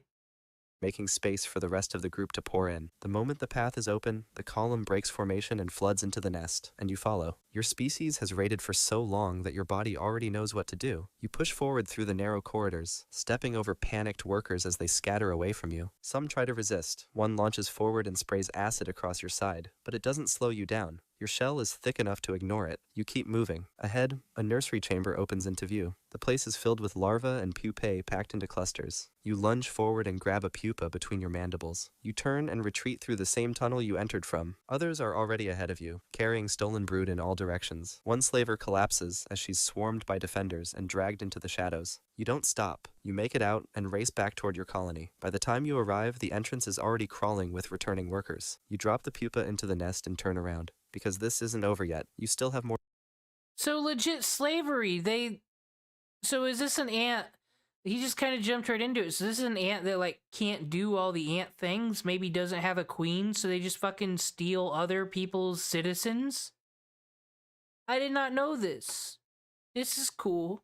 More to take. A few weeks pass, and the stolen pupae begin to hatch. They look like Formica. They move like Formica. But they don't act like Formica, because the first thing they smell is your colony, and so they think that they are a part of your species. As soon as they are able to walk, they clean the chambers. They feed you directly from their mouths. They patrol the tunnels and guard the queen they were stolen to serve. They don't know they were taken, but they follow you anyway. One morning, a small group forms near the tunnel entrance. A slaver worker releases a trail and starts to move. You follow her along with a group of slaves. The trail leads through the forest and straight back to the place you stole them from, the same Formica nest. It's weaker and smaller now, but not empty. The survivors have been trying to rebuild, but you won't allow them to. You reach the entrance and tear it open. Formica workers rush to block you, but this time, they don't just face you. And the ants give you hope, you know. It literally is a civilization. They created a fucking civilization. They've got their monarch. Well, the monarch, you could argue that the queen is quite the slave herself. They got all that, they built all the tunnels, and they just continue to survive. It rains, and their tunnels probably collapse, and they'll live to see another day, and they can swim as well. I used to do the magnifying glass thing as a kid, though. Back when they made those things glass, I took it to daycare and started setting ants on fire and other things on fire, and of course I got in trouble. I was a fire-starting kid, but I feel awful. That's why I gotta save all the spiders. I love ants now. They're the greatest creature on Earth. Ants, the movie? Wonderful. Better than Bug's Life. Face their own sisters. The first slave breaks rank. She lunges forward and sinks her mandibles into a defender's throat. Another follows. In seconds, the tunnel becomes a swarm. Bodies collapse around you, limbs folding, legs twisting. Listen, I only did the fire thing. I didn't do the other serial killer things. Just fire. Because someone had a bonfire one time, and I saw it as I think I was 7, and I said, oh my god, I can just throw things in there and it melts. There'll never be anything cooler. Maybe if I grew up on all the tablets and the vapes, it wouldn't have happened. The nest is too small to escape and too tight to retreat. You push deeper through the carnage, then you find her.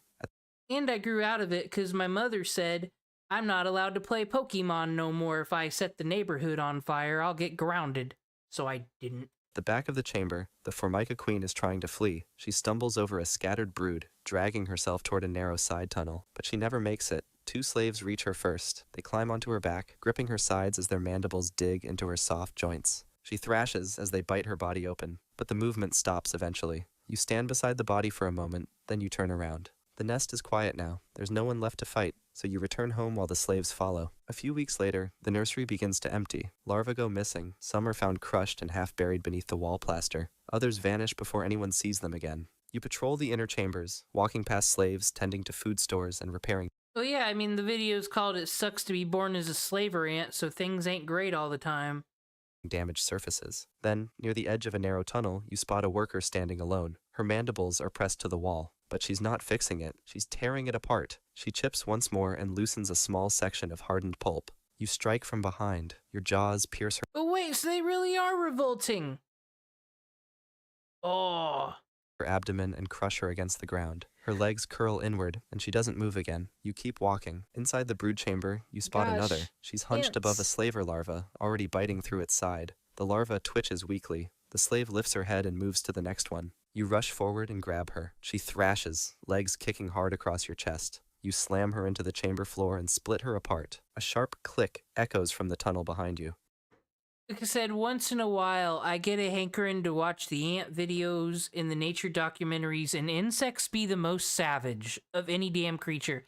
Honey, I Shrunk the Kids terrified me as a kid. Just, the ant was the friend, I know, but just insects, they don't mean shit in Pokemon, they don't mean shit in JRPGs, but they just slaughter, and they slaughter each other, and then it's all irrelevant who's bigger and badder insects, because guess what? Here comes the birds. They ain't doing shit. And then mosquitoes, no one's a fan of them. More movement follows. 3 slaves enter from the side chamber and sprint toward you with jaws open. One leaps. You twist, catch her midair, and throw her against the wall. Another slaver arrives. Then 2 more. They crash into the group, scattering the rebels across the floor. You catch one under her body and drag her. Well, for the worker ants, though, is it like working conditions are fucking terrible or anything? Because, I mean, you're still just digging holes and cleaning shit up all day. Is it really that different? Does it matter what colony you're in? Or maybe they're so like, this isn't right? Because would anything be different for them in their colony? Or maybe some of them don't get to be soldier ants no more. Maybe some of them are gonna go do the whole flying thing and it's ruined because they're slaves now.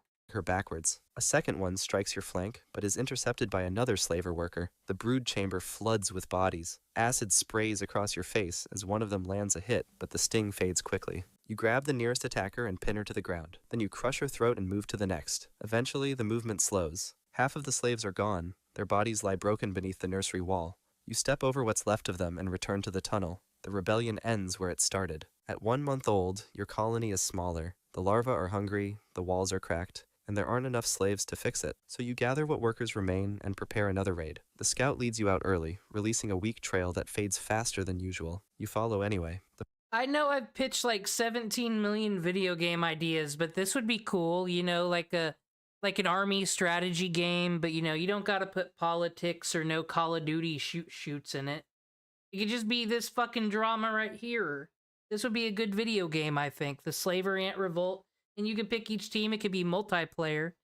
The forest is quiet, but the scent she's left behind cuts straight through the damp air and leads you toward a nest built deeper into the ground. You don't know the colony, but it smells like formica. You reach the entrance and start to dig. The opening resists, packed tight with soil and debris. You clear it quickly. Then the slavers rush forward and pour inside. But this time, the defenders don't run. They're already waiting in formation. This isn't the formica you're used to. This is Formica rufa, the red wood ant, nearly twice your size and bred for combat. The first impact hits before you even reach the nursery. One of them slams into a worker beside you and crushes her mid-stride. You strike back, but she doesn't flinch. Her mandibles shear through your front leg and keep going. The tunnel narrows, but they keep coming. Another wave presses through. Your column begins to collapse. The slavers break formation, and the retreat begins, but there's no space to turn. Bodies block the exit. You see another worker pulled under by 3 defenders, her shell cracking open as they tear her apart. You force your way through the chaos, pushing past collapsed brood and fallen allies. By the time you reach daylight, most of your column is gone. 3/4 of the raiding force never make it back. As time passes... Savagery. When will it end? War? War? It never changes. Your colony is getting desperate, so the queen leaves the chamber. She's never done that before. She walks through the tunnels, her antenna twitching. You and a small group of slavers fall in around her, forming a loose escort as she pushes toward the exit. The trail leads to another formica nest, not far. You've raided it before. This time, the queen enters with you. As the fighting starts, she breaks from the group and slips down a side tunnel. What a fucking Queen Elizabeth up in here. She's gonna go take care of business her damn fucking self. Defenders are busy. They don't see her pass. You keep fighting while she disappears into the dark. At the back of the nest, she finds what she came for. The Formica Queen is still alive, surrounded by brood, flanked by guards. But it doesn't matter. The slaver queen lunges forward and clamps down on her throat. The Formica workers scatter. She doesn't stop until the body is still. Then she licks the corpse and smears the queen's scent across her own body. By the time the workers return, she smells right, so they don't question it. They accept her and the nest is hers now. But not every queen uses an escort. Some raid alone. They crawl into a nest and release chemicals so strong they trigger panic. The defenders drop their brood and flee through the tunnels. And while the chaos unfolds, the queen finds the royal chamber and kills the Formica queen herself. If there's more than one, she must find them all, because if even one queen survives, the nest rejects her. But if they're all dead, then the scent is hers. But like the lifespan on most ants are 2 weeks, so like they gotta go through all this effort to get all these slaves. They last for like 2 weeks, and then the whole colony's dead because all the queens just fucking got it. So like, they gotta do all this shit again next week. That's why the queen's gotta go get it fucking done herself, because she can't lose her people. And so is the colony. Skip forward a few weeks, and the air in the nest changes. The workers stop working. The tunnels feel different. Something is about to happen. Then they hatch. The males. You see them crawling out of their cells one by one. Their bodies are thinner than yours. Their antennas are long. It's time, boys. Time to do our one thing. Their legs shake slightly as they walk. The workers bring them food once, just enough to keep them moving. Then the males walk toward the surface and leave. They don't come back. Above ground, hundreds of them scatter into the air, searching for queens. Some find them, but... Said white woman coded. Is this what we... Is this what it's supposed to be? Then you fed the men and then they left and never came back. And then we continued our angry... Like I said, this is what you gotta realize about ants. Like most insects, actually. Well, like most of the animal kingdom, really. It's the women getting all the fucking work done. Men, get out of here. Do your one thing, keep the species going, then just get out of here. Most of them don't. Birds catch them mid-flight. Spiders take them from the grass. The rest fall somewhere and never get up again. You watch one of them rise through the entrance. His wings flick once, and then he's gone. He has no scent worth remembering. No purpose but mating. If he finds a queen, he'll grip her from behind, hold steady for a few seconds, and then drop. His job is over. He won't be fed or protected. He dies the same day he's born, and no one in the colony cares. A few days pass. The males are gone. The colony is quiet again. Then, the wall breaks. It happens fast, a crack along the edge of the southern chamber. Then, a second breach near the entrance. You rush forward with the others, but what's coming through isn't Formica. It's another slaver species. It's Formica sanguinea, and this time, they're not... Oh god, the Spartans are here! Fuck. They've learned from both cultures. They're stronger. Yeah, alright, this is better than Denim's. Here to defend a nest. They're here to take one. Your sisters collapse around you. You grip one of the attackers.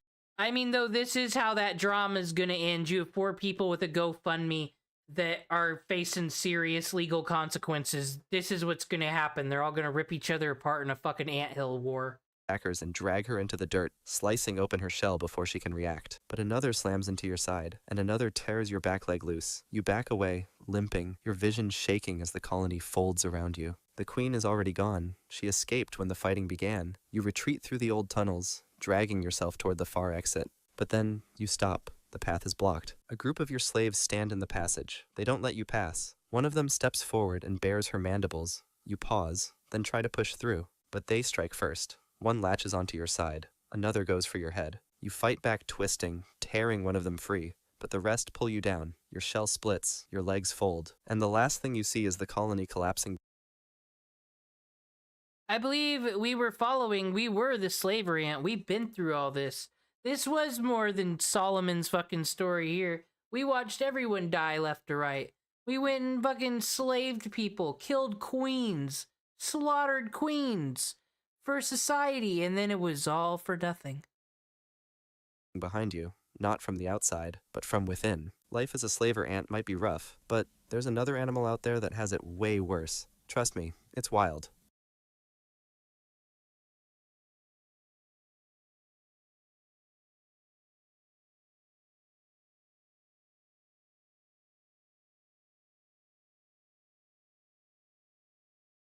This is this guy's fucking channel. It's why it would suck to be this animal. And then fuck all this stuff over here. This list needs cleaned. I want to watch more. I want to watch another ant video. I need to I gotta watch the war. The crazy This one's not an animated one. I haven't watched Ants Canada in a minute. I don't know why it must be this way, but once again, Girl Boss Power Women Day, I said.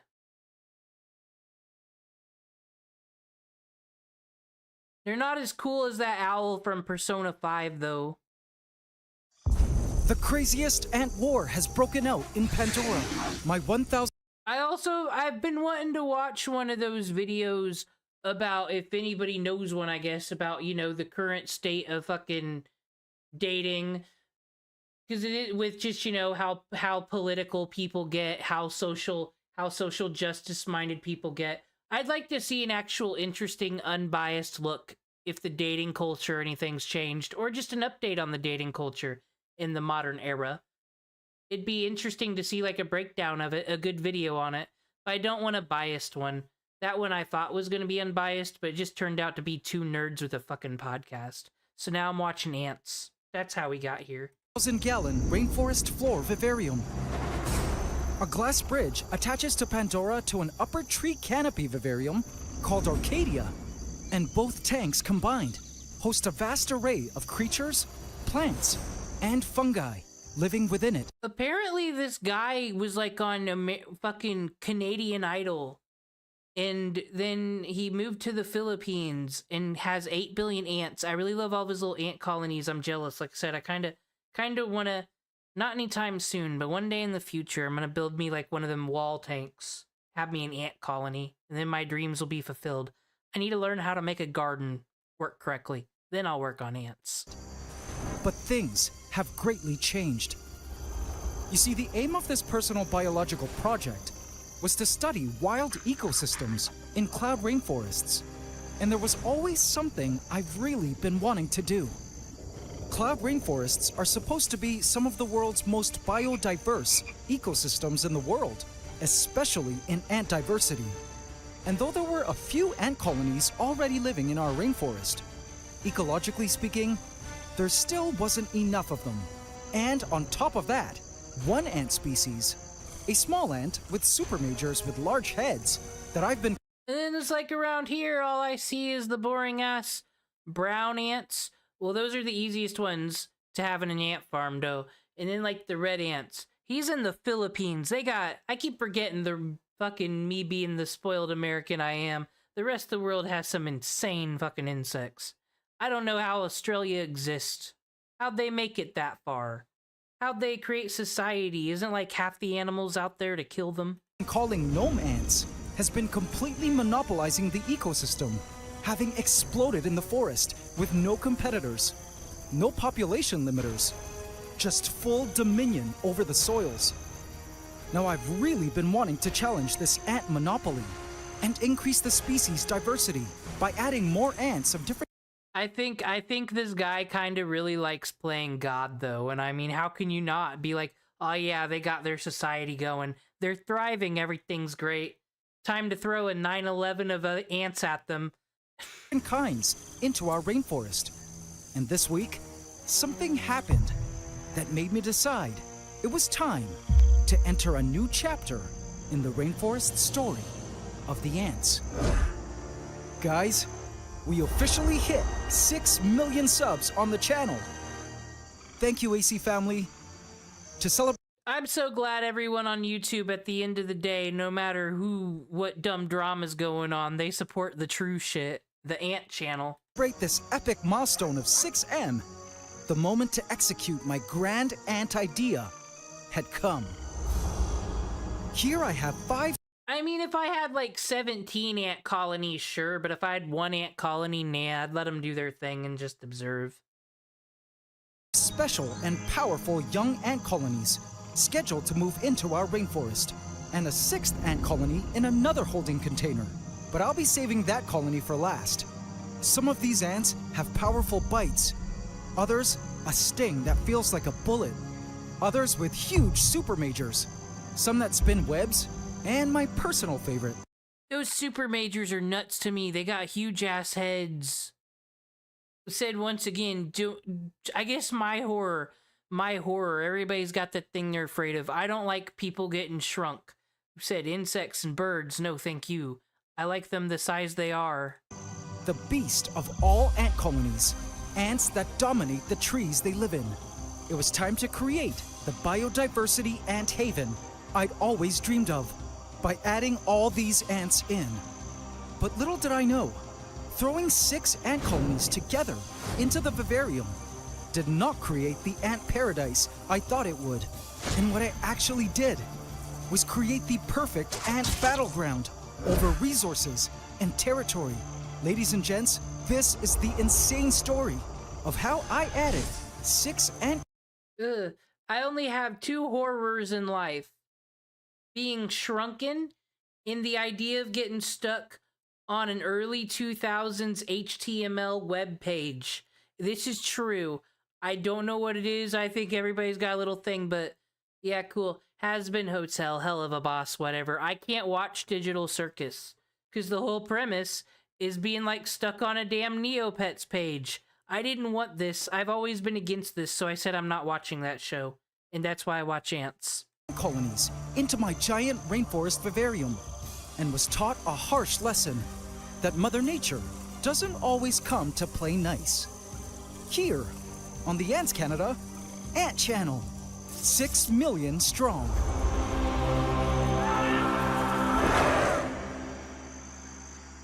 Please subscribe to my channel. Yes, it's oddly specific. It's one of them things where, haha, lol, lol, until it actually happened in a piece of media I was watching. It shouldn't... It's, you know, fears that don't exist. Everybody's got one, even if you don't know. It's hidden in your subconscious, but then it happens, and you're like, oh, no. It's not that serious. That show's not for me. I didn't give it a chance, probably. And hit the bell icon. Welcome to the AC fam. Enjoy. I watched the trail of gnome ants, whom I've named the nomads, which I recently found out are a species called Phaedoli parva, traveling along the soils of our rainforest. Despite there being other ant colonies in our rainforest, like dwarf ants who live in the giant hallelujah tree stump, golden carpenter ants who frequent the vines, a newly introduced black carpenter ant colony in the treetops of Arcadia, who still haven't moved out of the AC ant farm in which they were raised, and some other ants, the forest has truly... That is the thing that sucks when I've seen this in videos before. He spends all this time making these habitats like perfect. The correct, you know, vegetation that they would have in the wild. Making sure the humidity's right. And then sometimes the fuckers never leave their original nest. Or they just don't like it. Or they immediately want to go into someone else's habitat. These be some fucking picky ants sometimes. ...become overrun by the nomads. Which is okay, because these ant species are non-invasive, but it's not ideal. And having a wide diversity of ants in an ecosystem is a true sign of ecosystem health. And so, I felt our cloud rainforest was ready now to support a new influx of ant biodiversity. I made sure to carefully choose species that I believed could coexist well, but I had no idea what was about to come. My 5 colonies were all ready to be moved in. But before that, So he's already got all these others living in here. This is a diverse group of ants. See, their society is progressing over there. been dying to show you the 6th ant colony that I'll be adding into our rainforest as well. And this has been the hardest thing to keep secret.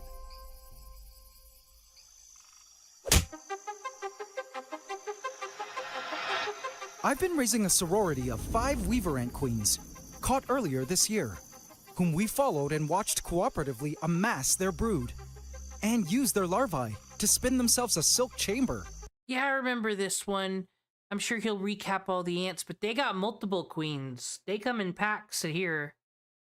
You see, these ants are one of the most incredible... Where's the waifu ant gotcha? I'd play that. There's enough species you can make a character for each. Ant species, who I feel are the Bentley of the ant-keeping world. These weaver ants build nests in the leaves of trees and shrubs, using the silk from their larvae to glue the leaves together. Living in Southeast Asia, they are native to my area and are the apex ant species in my yard. I had big plans for this weaver ant sorority to introduce them into our rainforest once they had a good set of workers going. But these queens were truly going to surprise me with their... I've been through it with Ants Canada in the past. I remember when one of his colonies got slaughtered by just ants that just broke into his house. They just straight up broke into his house and did a fucking drive-by in one of his fish tanks on the goddamn... Said these fucking ants are savage, especially in the Philippines. prolificacy. Now the problem was, every time I've tried to grow a colony of these ants from just queens in my home, the colonies failed. So this time, I took a different approach. I decided to try wrapping their container into some leaves on a tree in my yard and tied the whole thing up with wire. I felt for raising these weaver ants from scratch, nature seems to do it best. So I took the gamble and hoped the queens and their first set of workers wouldn't move out of this leaf wrapping I made and would simply choose to live and grow here until I was ready to move them into our vivarium. A few days later, I began to spot workers wandering out of the nest. This was a good sign. He just let nature do its thing right there, and it was all good. I love it when it works out. The colony, especially for ants, had so far chosen to stay put and were actually braving the elements in the tree I placed them in. A few weeks later, I was delighted to discover that the leaf nest was bigger, with a lot more ants now. The workers had sealed more surrounding leaves onto the structure with silk. I couldn't believe the plan was actually working. I could have harvested this nest now, but I decided to wait several more weeks. A few weeks later, I returned to the nest and was shocked.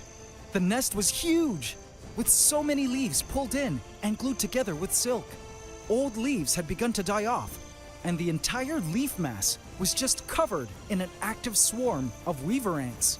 I could have totally harvested this nest now that the colony had grown to such a huge size. But I decided, hey, why not wait a few more weeks? Well, technically, Ants Canada's the fucking slaver ant now. They're free.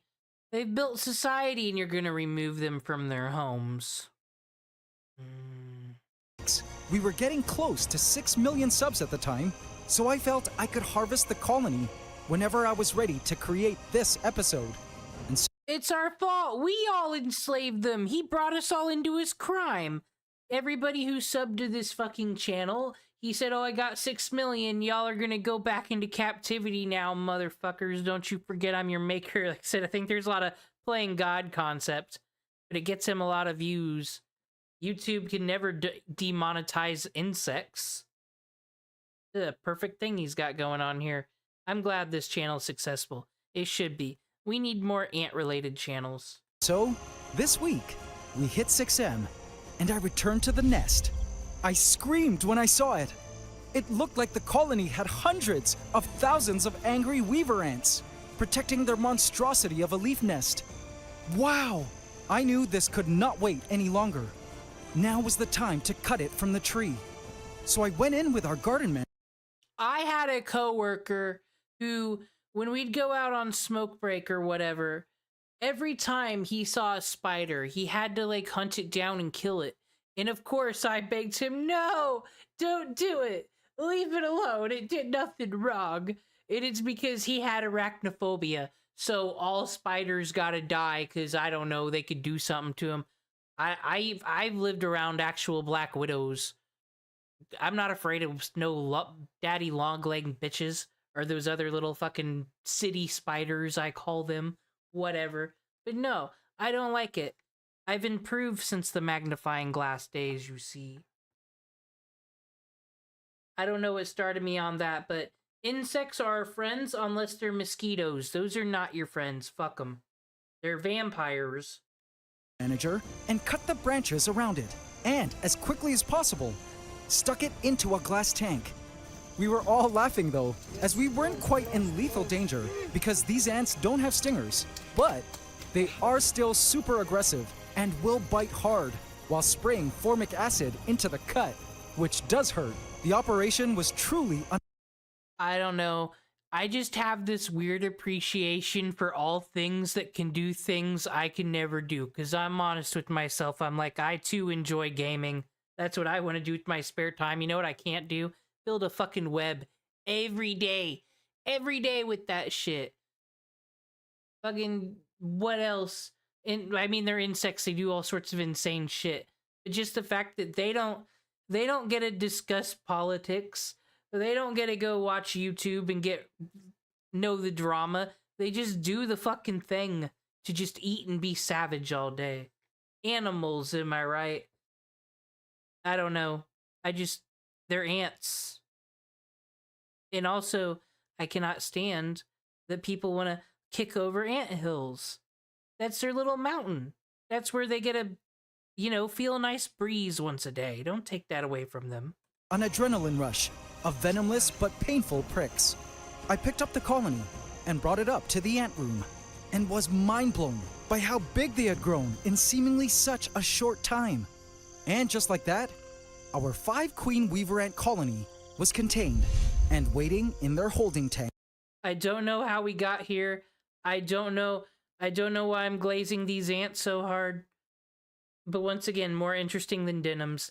It should just be ant videos with a denim's fucking thumbnail. That's what I'll make one day, and just put the text over it, more interesting than. Nah. Those people don't deserve to know about ants. Within our ant room. I had goosebumps approaching the tank. The workers were a bit dazed as they sat in limbo in this new strange dimension. Perhaps their queens, somewhere inside the massive basketball-sized nest, recognized the scent and ambiance of the ant room. But overall, the colony knew they were in a foreign place. Have a look at them.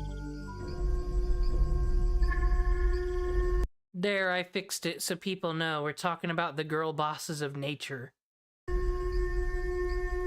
They aerate the soil. I was pleased I planted a plant the other day, and pleased to find out an ant colony lives there, because that means it's good soil. I think so. That's what ChatGPT told me.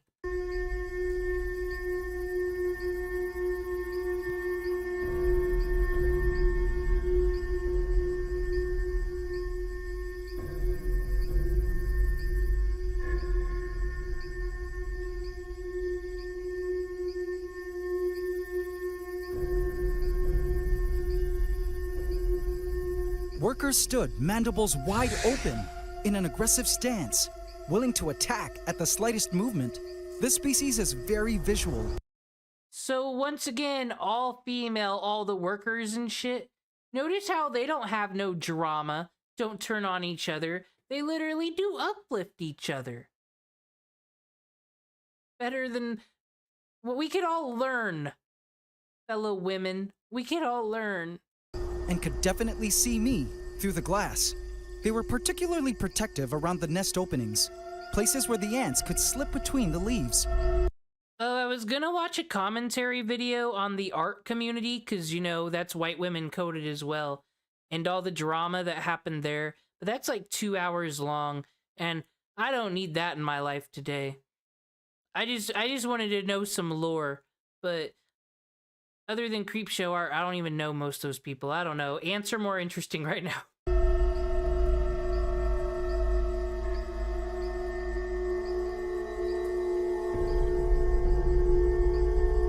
The ants came in different sizes, from small to large.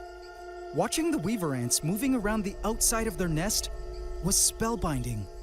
In a trance, I couldn't look away from the swarm of weavers.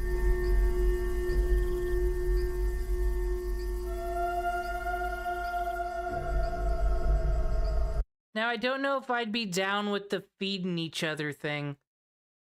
That don't seem fun. To think that at some point in their evolution, the ants decided to stop using their silk to create cocoons and use it instead as glue to bind leaves together to build a nest. Can you imagine the strength it takes to pull massive leaves like this together? Weaver ants are some of the most extraordinary ants on the planet. due to these amazing structures they build in trees. And I was so honored to have them back on the channel to celebrate a milestone. They were, however, clearly dazed by their sudden shift in reality, and I could see them wandering the top of their glass tank in search of an exit. Hang tight, my precious weaver ants. I have the perfect kingdom waiting for you to rule.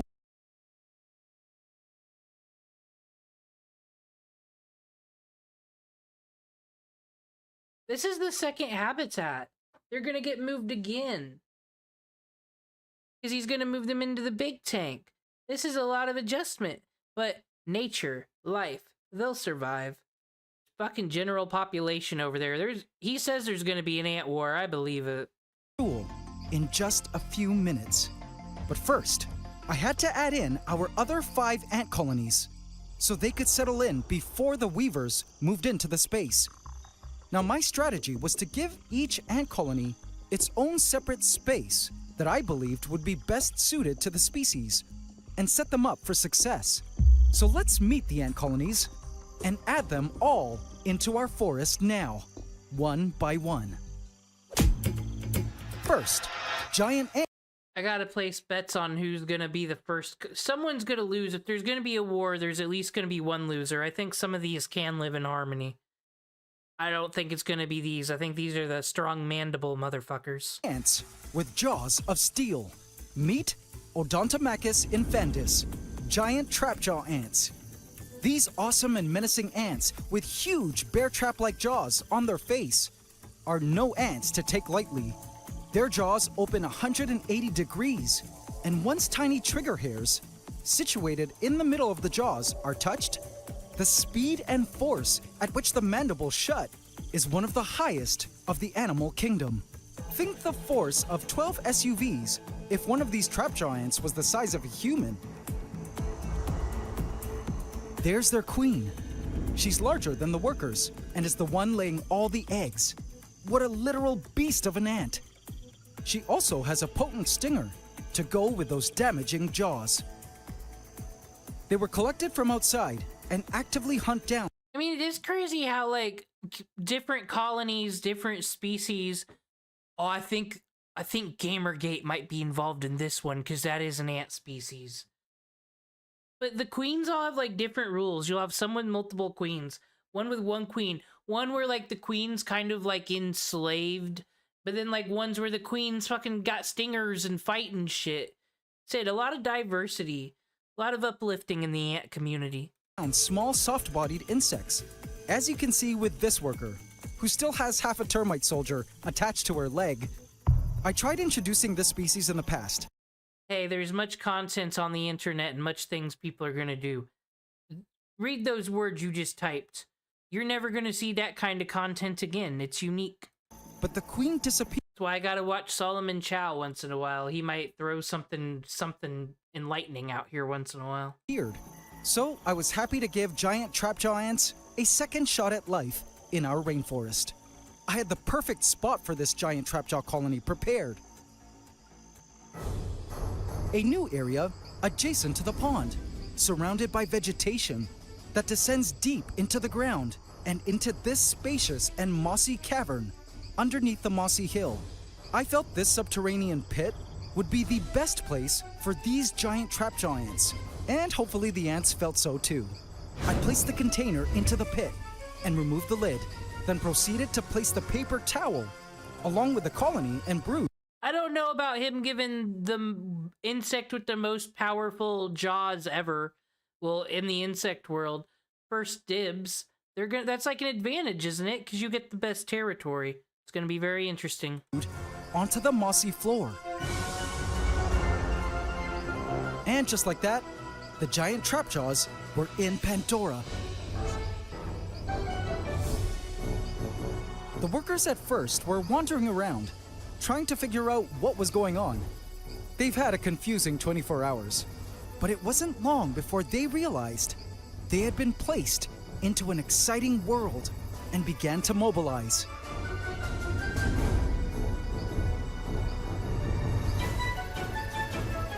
The workers quickly scanned the vicinity in search of a safe and suitable spot to create a nest. At least temporarily. They couldn't have all the precious brood just exposed like this to surrounding dangers. So every second counted. It reminds me of the first episode of Survivor every fucking season where it's time to build a shelter and then clearly they always give up halfway because they never build walls on those motherfuckers ever. Because the ants' new habitat, they just get right to it. You gather the shit, you find the safety. But I wonder if there's an insect out here like, I'm not here to make friends with Jessica. I'm just, maybe I'll just look good to the queen if I do some things. I wonder if there's any lazy ants. Like, are they all the same? Do they all do what they do on instinct? Because, I mean, everyone's had pets. Not every dog you owned is the same. They all got little things. There has to have been a lazy ant. I'm gonna write that children's novel. The Tale of the Lazy Fucking Ant that just clout chased its way to the top and then died in 2 weeks. The end. Great story. They needed to find a dark, humid, and secured area into which to move the brood and the queen. I watched as the ants tested several spots for compatibility. Some ants ventured deeper into the cavern. When one of the workers had picked up a larva, I knew it had found a place. Look at how spiky their larvae are, just like their jaws. The cocoons were also transported, and I laughed seeing young larvae waving their bodies in the air, as if to say, "Hey, don't forget me, I'm getting dry over here." I watched the giant trap jaws slowly bringing the brood into some darkened corner of their new cavern. But looking back at this time lapse, I noticed something grim. Some of the loose larvae were moving, but not on their own. Upon careful inspection, I soon realized... Oh yeah, they don't got first dibs because there's the other ones already living there. I think it's gonna begin. The music, the scary music, oh no. War's never good. They were being carried away. The nomads were kidnapping the young, and the giant trapjaws, being so large, had no idea. No, poor larvae. In fact, I saw trails of nomads moving in for the egg and larvae abduction to take these helpless babies back to their nests to devour alive. How tragic. In the ant world, being large isn't necessarily an advantage, and being tiny can actually be in your favor. At least the majority of the colony would be secured and safe once the transport was done. But this altercation with the giant trapjaw ants wasn't the last we would see of the nomads, who were clearly not welcoming of the new neighbors and were determined to protect their monopoly over the Pandoran soils.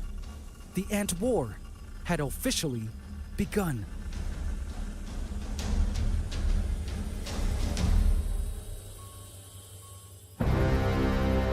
Our next colony is another smaller species of trapjaw ants, but just as awesome and more ferocious than their giant counterparts.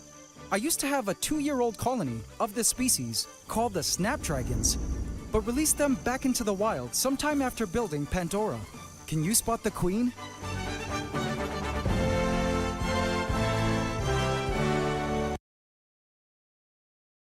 I'm gonna get this. Okay, this one? It should be the biggest one, right? The lighting's this one, obviously. This one. I got it. Swipe or no swiping. Swipe or no swiping. She's right there. Also slightly larger than the workers. I find these trapjaws to always be super active. They had Hello, a lot are of you brood here for the ant and were party? a promising colony. By the looks of things, the workers were more than ready for a move.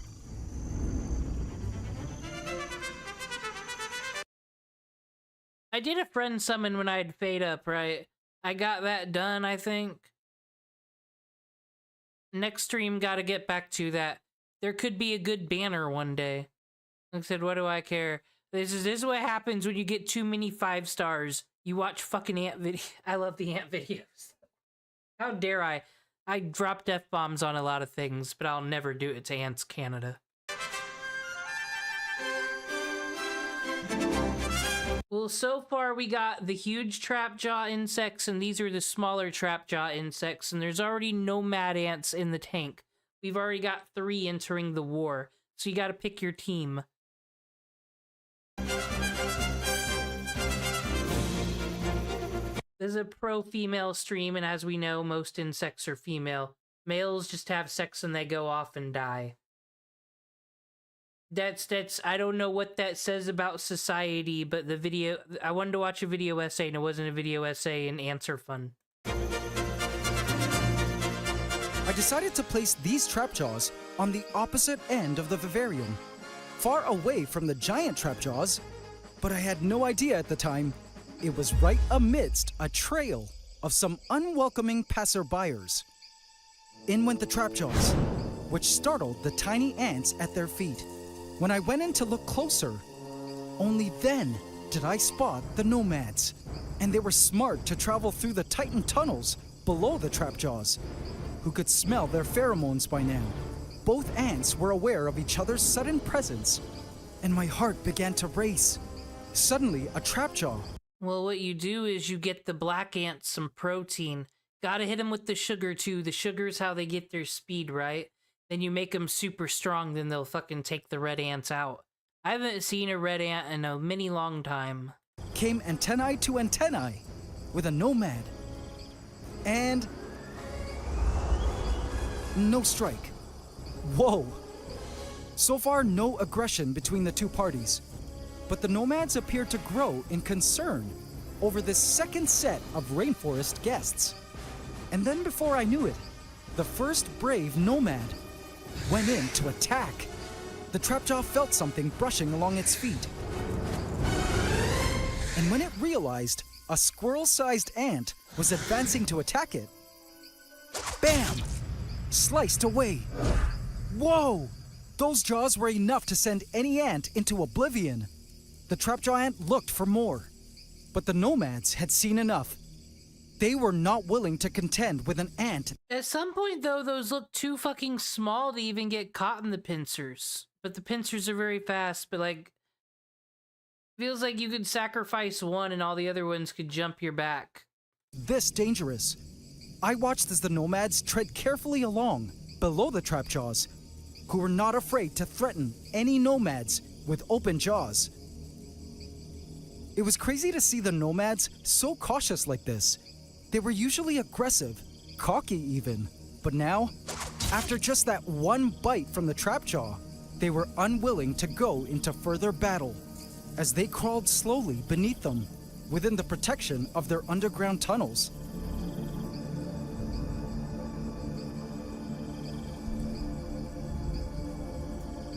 The trapjaws were more preoccupied right now, with exploring their new surroundings and finding a safe spot for them to nest and transport the brood to safety. I don't think the nomads were willing to kidnap their kids either. Soon the trapjaws began to unload the brood, arranging them. So, well, I guess it could be both. So are ants their slavers and they take the young, and do they like make them part of the colony, or do they eat them? I just always assumed that they eat the brood because, you know, all insects are food. Because I mean, he just said kidnapping. I'm very interested. I hope nothing bad happens to the young. Carefully under the paper towel.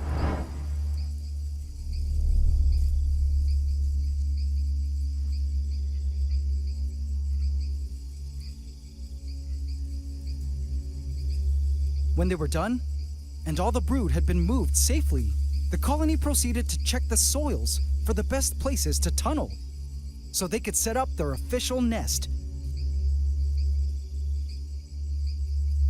But as for the nomads, seeing this ant here, grabbing some debris to further block holes in their tunnels, it was clear they knew the trapjaws were not a battle they were willing to fight, a new threat to their monopoly. I felt a bit disturbed by what I saw, and had mixed feelings as to whose side I was actually on. But You did this. They didn't have to live this way. You don't feel bad, Ants Canada. It's okay, because you do it all for the science and our entertainment. But so many ant lives. Dude, I should like enter some fake drama. Of course, make a whole different account. Like, make an exposed video on Ants Canada saying he's like anti-animal rights or something for these videos. Try to make a movement. Like, ideally, it wouldn't go nowhere. It would be funny to laugh at. But as the caregiver of this rainforest, I knew I had to stay neutral in the face of such wars. Little did I know, this ant war was about to get crazier.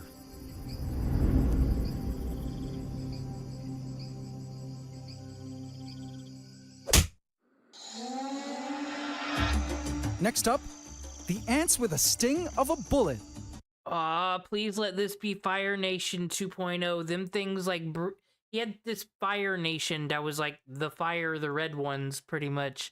And they bred depending on the temperature. So you could just dial up the heat, and then he'd had like 6 million of them. They had like hamster tunnels around the house. That's how many there were. It was insane. These are Asian bullet ants, such a sleek and divine species of ant I haven't with seen black this one cocoons. Now, not to be confused with South American bullet ants, these incredible ants native to Southeast Asia are some of the most unique ants I've ever kept. They're smart and seem to act more individualistic, with each worker having a strange self-awareness and less of a hive mind mentality. They act more like a pack of wolves, and I think there's a good reason for this. Let me ask you, can you find the queen? Have a look.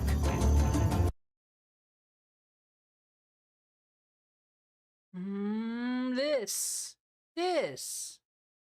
I got this.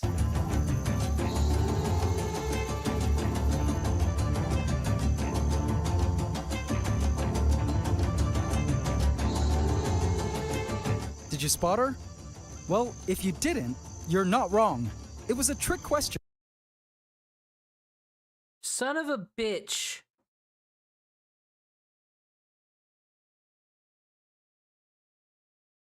I am getting him canceled, making me look a fool. Because Asian bullet ants are a queenless species. That's right, no queen. Instead of having an egg-laying queen like most ant colonies, the one laying all the eggs is a dominant worker ant, known as a gamergate. As the gamergate, she is the only... Yes, Gamergate is here.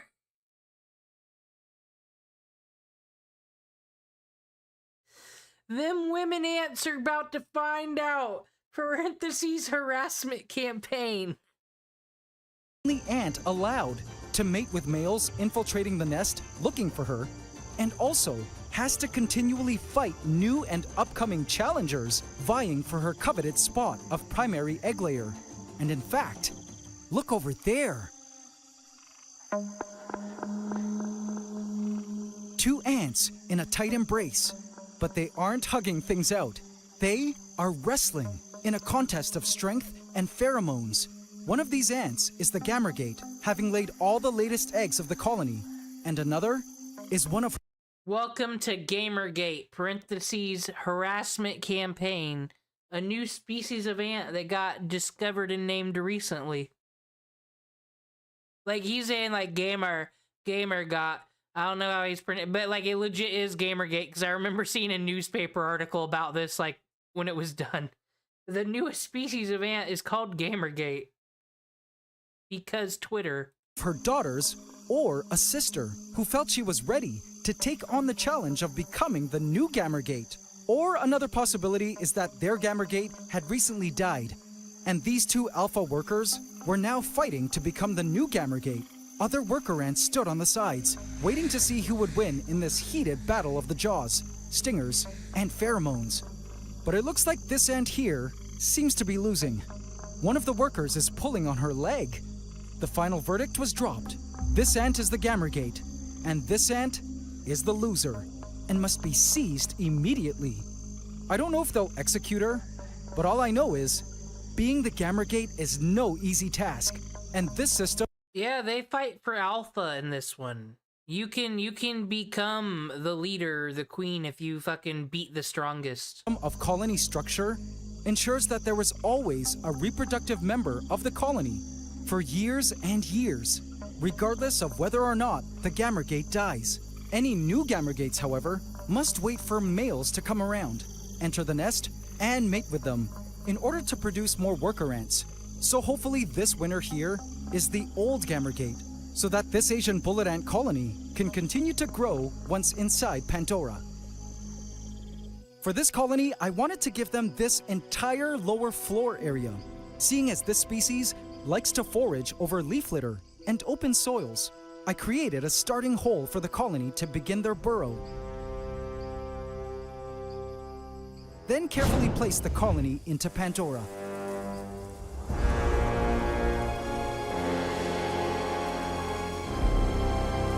The ants began to search for a safer place to keep the brood, but meanwhile, the colony was quick to relocate them to a spot under the paper towel. Many of the ants were immediately off exploring, running through the leaf litter and flocks of springtails and soil creatures. It was just amazing to see these ants in their true element. And look, tandem running! This species is known for this tandem running behavior, where they follow each other tightly, sometimes in long chains of workers. So awesome! It's been years since I've kept these ants, and I had almost forgotten just how cool they are.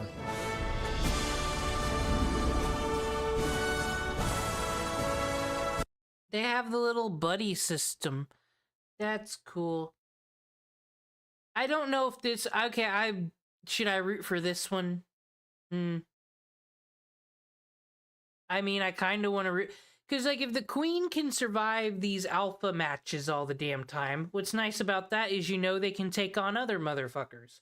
And they don't gotta hold back. So, like I said, I approve of the yay queen slay ones, other than just hide in the burrow and wait to get slayed, I guess, is who I vote for. I knew this lower area was perfect for the Asian bullet ants, but the question was, would they survive the dangers of the rainforest? In fact, there actually was no... Did he legit put on a trigger warning for arachnophobes? Like, is it this serious, arachnophobes?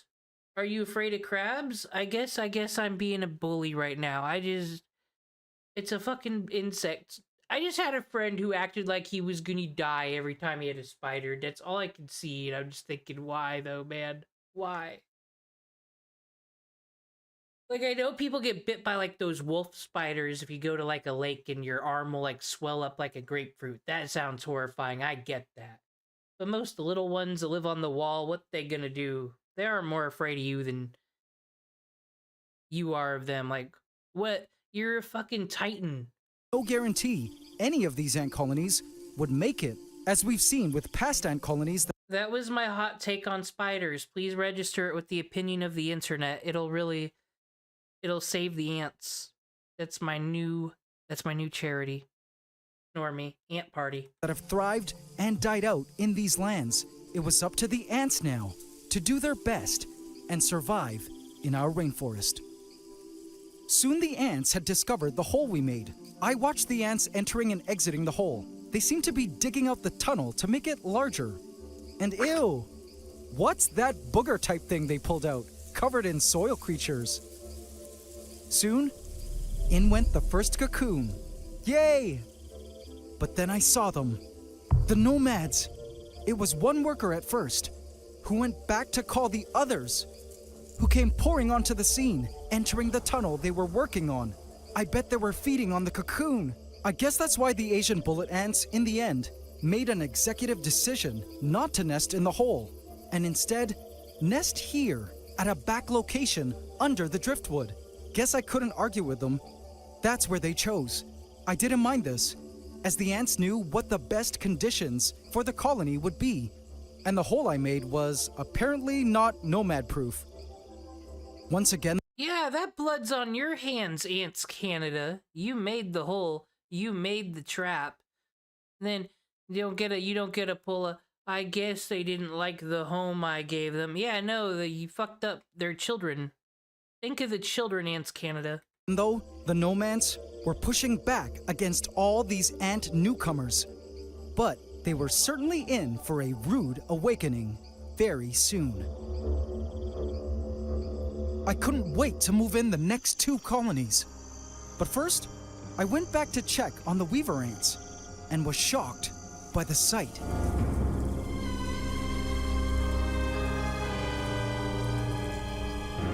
Oh boy, this colony was mad. They were swarming. The true size of the colony was showing now. Have you ever seen such a terrifying ant swarm?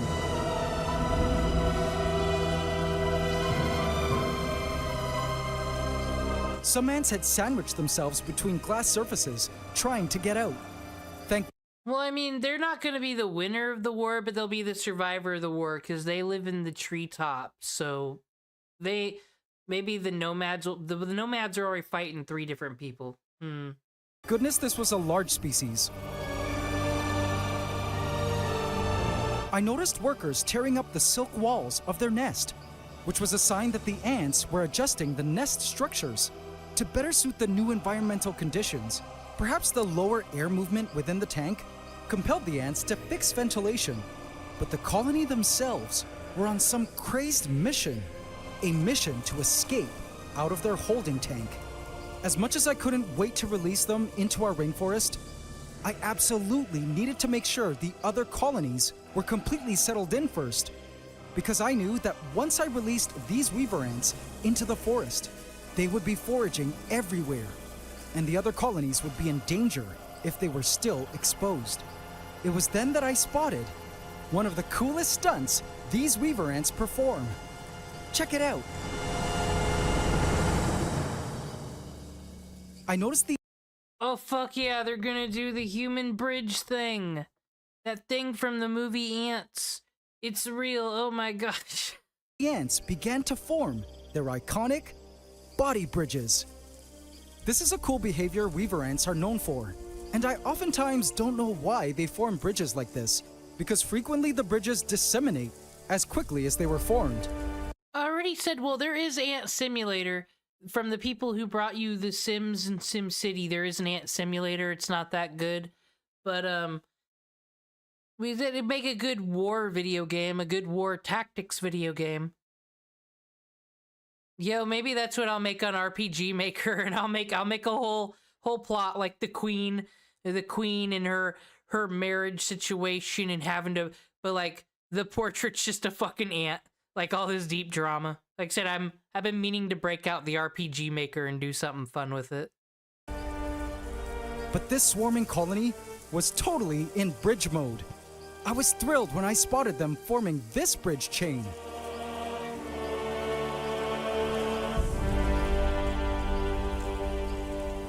And then there were 2 bridge chains that began to reach out to attempt to join. Can you believe this? Chains of ants using their bodies. And my guess was they wanted a quicker way to ground level, maybe? I would soon find out. Eventually, the 2 bridge chains did manage to connect, and the elongated chain of bodies lowered to the ground. Super cool. In this moment... I mean, you could argue you're giving your enemy something to climb up, but like... I don't know how that fight would work out. Maybe we'll see it. Watching the ants cooperate like this, towards a common goal, made me realize why I loved ants so much. Each ant is eternally selfless, operating for the whole, hand in hand, towards a common goal, for the collective success of the entire family. I knew I wasn't wrong in deciding to dedicate a channel and 15 fulfilling years of my... I'm an appreciative viewer. I'm glad he did. It is glorious. Someone needed to do it. ...life to showcasing the magnificence of these creatures that most people rarely even notice or think about, but who can teach us a lot about the world and ourselves, if only we took the time to look closer. Oh, so I guess the whole purpose of the chain was to lift up this big clump of moss. What on earth for?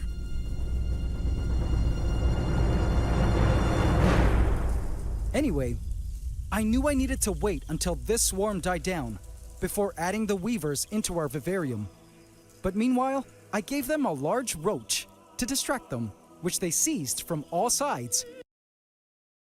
Oh, not that kind of roach. Never mind. Like, what are these ants up to? And stretched out to death before consuming it.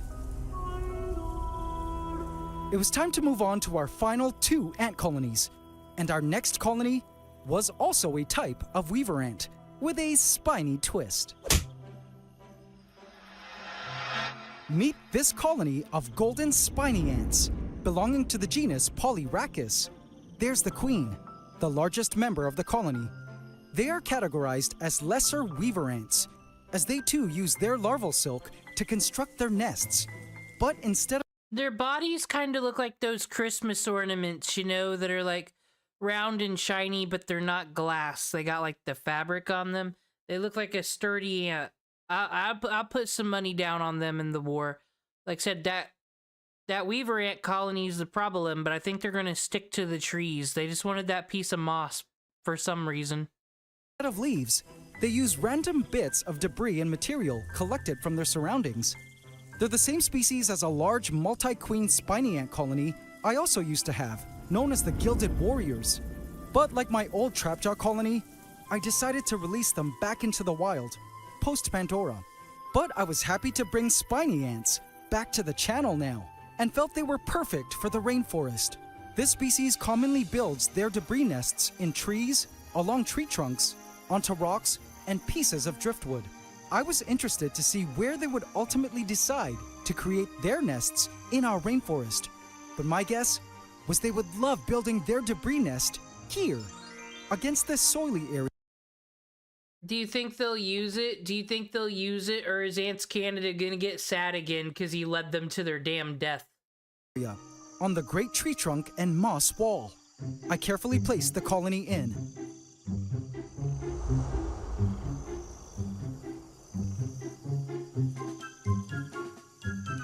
The ants immediately began to explore the upper foliage and vines. How awesome! I can't believe I waited this long to add poly. Okay, hopefully it's not too far up. I think they're smoked against the weaver colony. Rhacus to our rainforest.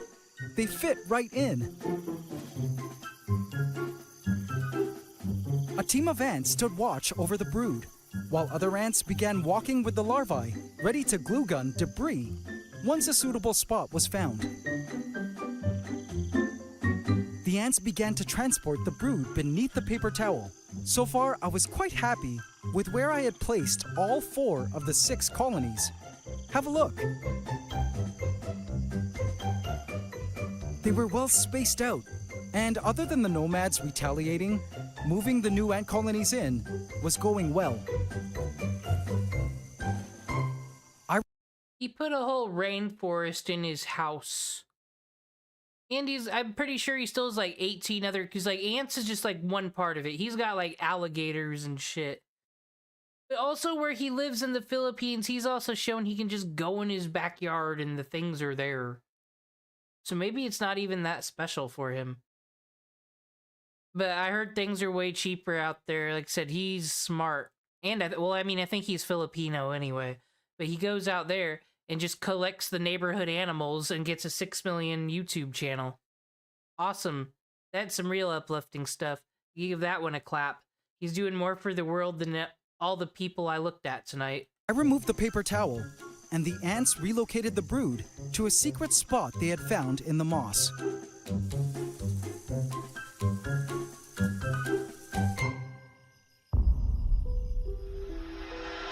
Up next is a special species dear to my heart. A tiny worker had separated from the colony and was about to die of natural causes at a place away from the main colony, who was nestled somewhere below the paper towel.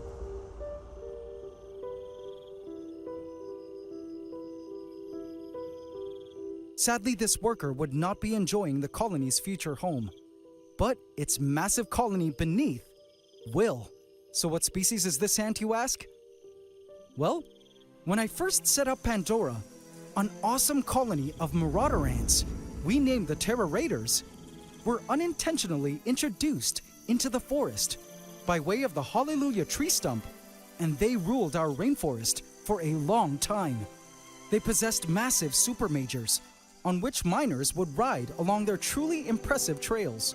They lived in the stump and in the soils, eating dead insects they collected along the rainforest floor. Until one day, a plague of parasitic mites wiped the colony out completely. Yeah, this is why I'd be worried about having an ant farm, because he's dealt with this. He's had whole, in much like, you know, the plague in real life, he's had whole colonies just wiped out. Because when they get like blood-sucking mites on them, they get parasites. We all know of the metal as hell parasite that makes you bite down, and, you know, grow the mushroom out of your head, much like me in Earthbound right now. It's like insect said, they're just the same as us. They're all savage and murderer female bosses, of course, those insects. But they also got to worry about, you know, the airborne illnesses. They got to get their shots. They got to get checkups regularly. I wonder which one of these has a better medical program of the colonies. Less than a week.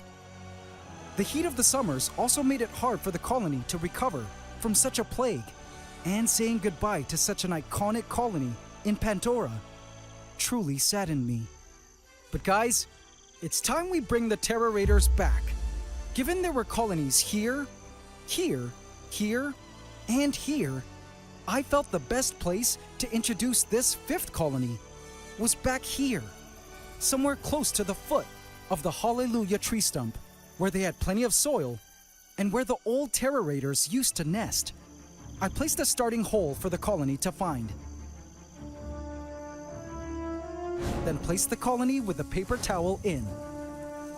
Immediately, I had a glimpse of the queen, who had workers riding her big egg-filled abdomen. But the workers came pouring out onto the soils. It was their job now to find a better place to nest, as all of this openness and exposure to the outside air was angering the queen. Find a new lair, she demanded, as she crawled into the darkness below the paper towel. They heard the queen and were on it. The ants proceeded into a frenzy as they sought to locate the best place to nest. A major and a supermajor began to patrol the... See, fucking girl boss, she told them what needs to be done and they got on it. No discussion, no one pulling rank, just do it. ...premises to ensure everyone was safe. The ants had yet to discover our hole. Two supermajors came to massage the queen's gaster, which was still in the process of blasting out eggs, in spite of these high-pressure moments. These massive supermajors were like the queen's personal guards. And she has time to give birth on the go. I hear they do that in other countries, though. Sometimes you gotta go to work, and then you have a baby, so you just put that baby on your back and get back to it. You gotta shift work. We learn from the ants. But suddenly, another camp appeared on the scene. A couple nomads running off, and I knew exactly where they were going, or rather, whom they were calling for backup. I noticed the marauders had found the hole, and it looked like they were going to approve it. The queen was growing more and more uneasy, with new eggs coming at any moment, but they couldn't just start moving in the brood. It does seem like these marauders start it. They're the aggressor.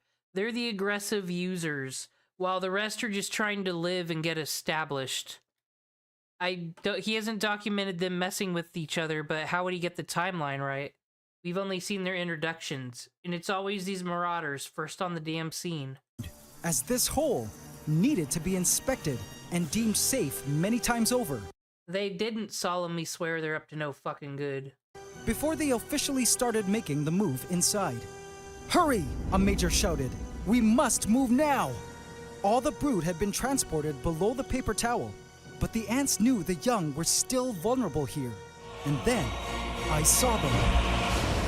The nomads had killed a marauder ant worker and were moving in as an army to take on the newest intruders. My jaw dropped when I saw that the nomad lines and the marauder... Here it comes. It's happening. I don't know. They're fighting a war on all sides. How do they got the numbers for this? Lines were officially meeting. What? And wait, where were the Marauders going to in such a hurry?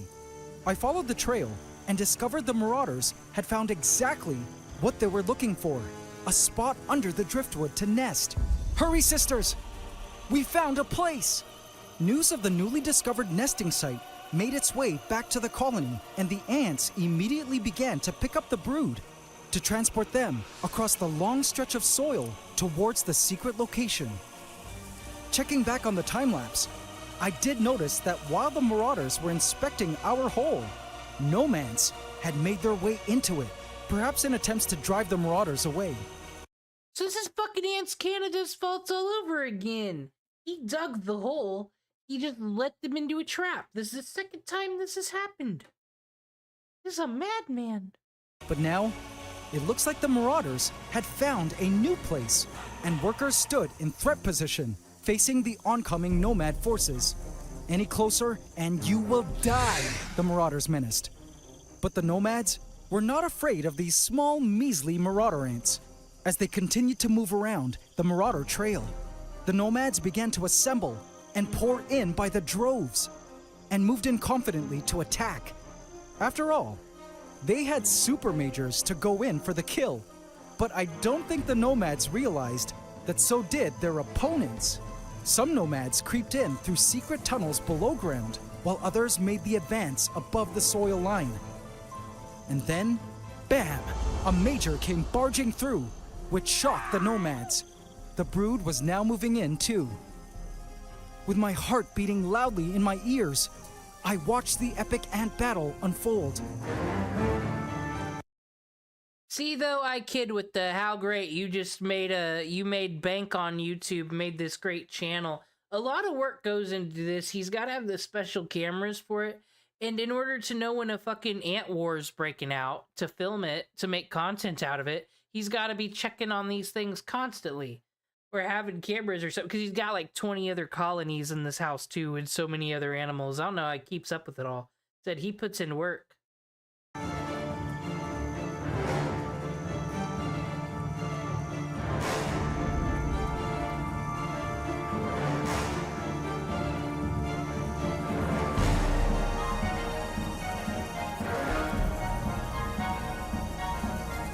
The nomads were fighting to protect their throne as rulers of Pandora. The greatest war to ever happen in our rainforest was unfolding before my very eyes. And then, a nomad worker dashed off screaming when the first super major appeared on the scene. What a tank of an ant! Bring in the super major! Oh, what? Okay, never mind. There was no way the nomad super majors could take on a marauder super major. The ants marched confidently forth, with brood in mandible. A nomad had wounded a marauder ant, and then let go to attack another. The ants would come face to face and lunge with mandible attacks, as the marauder ant, lethally wounded and dying, lunged with a bite which sent off the nomad. A nomad super major came in with open jaws and crushed a marauder worker by the throat, killing it, while another nomad came in to attack from behind.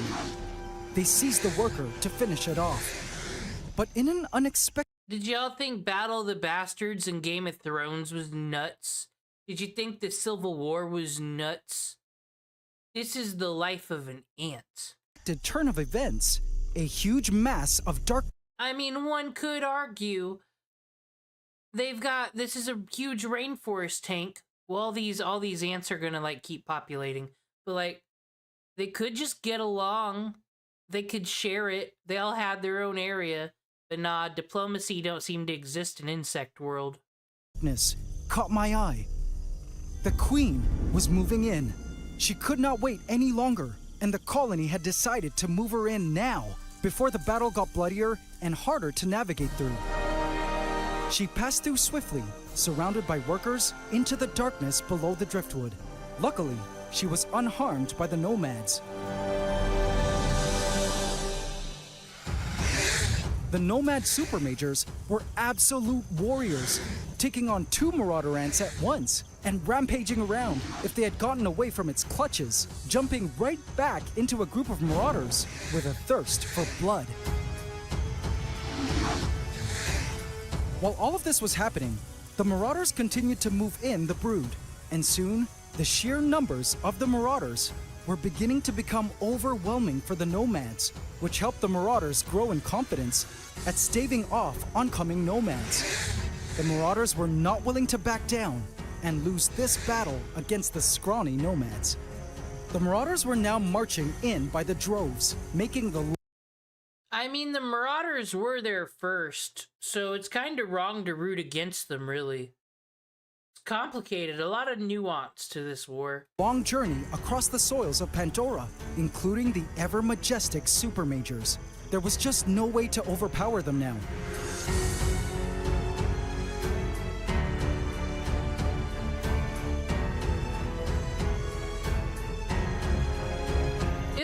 Video game, those Supermajors are literally tanks. They just roll on in.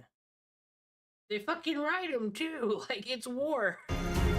I noticed the Nomads had lost their bravado, opting to not take on any of the Marauders.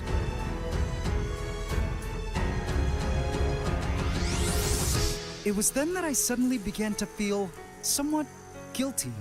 That I was in a way responsible for the decay of the Nomads' longtime dominion over the forest, which was my initial intention, but I never realized it would happen through bloodshed like this.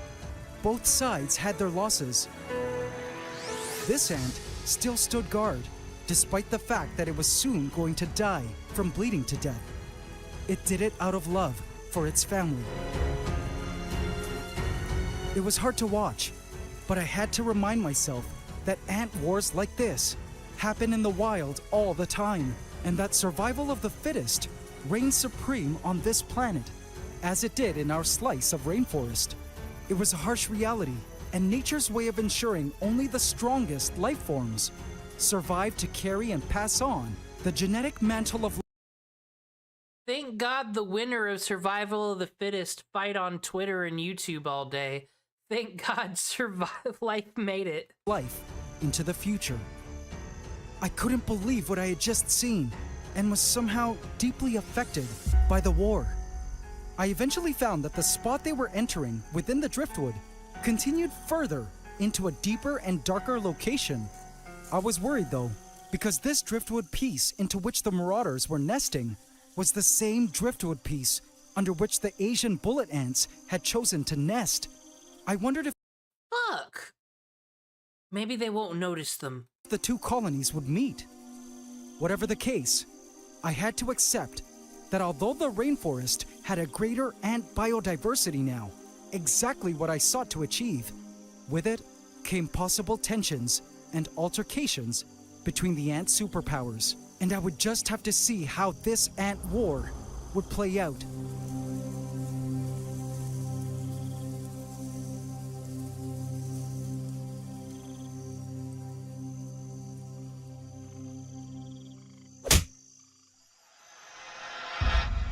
It was now time to add our 6th and final colony.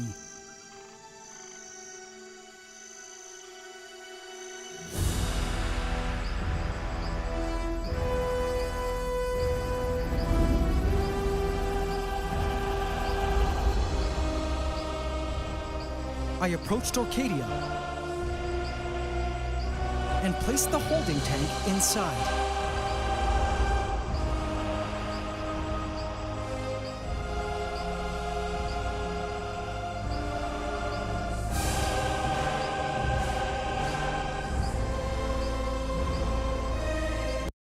Speaking of white women coded, everybody see that fun TikTok about all the Taylor Swift fans getting on the subway at the same time with like fucking horror music and of course it's all a whole bunch of fucking white women? Is that like the horror that goes through these insects' mind when they see him place his goddamn tank in here and all these things are all gonna burst out? Like, man, we just had a war. Let it end, man's Canada. Let it end. Silly, of course. They don't think nothing. They just kill, survive, and be Queen slay queen.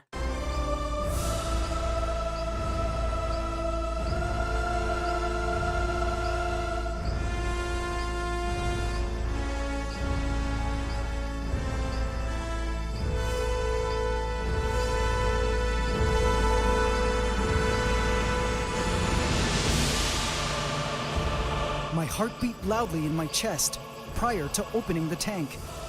I peeled off the first layer of tape that sealed the weaver ants inside. Okay, here goes nothing. I took a deep breath and opened the glass tank. He's gonna cliffhanger us. He's gonna do this to us next time on Game of Thrones.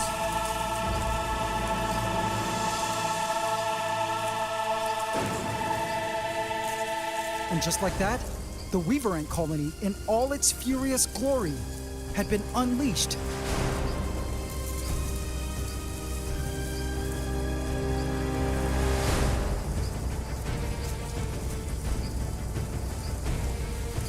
The ants swarmed out from within their leaf nest and began pouring out of the glass tank into our rainforest.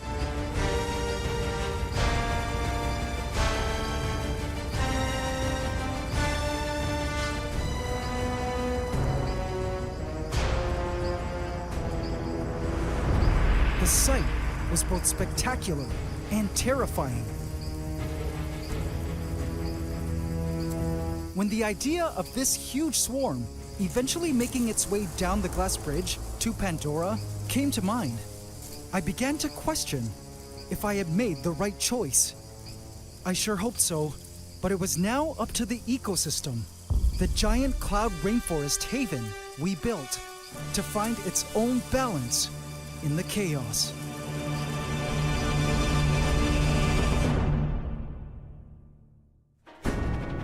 I'd buy a movie ticket, wouldn't you?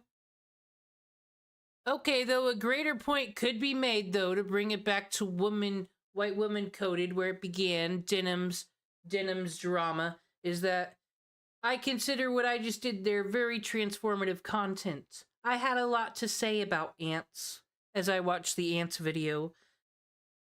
As said before, white woman watching ants, you picked that over studying, because you don't often get that on YouTube. It was something unique. Content creation. It's probably not the best. No one probably cared.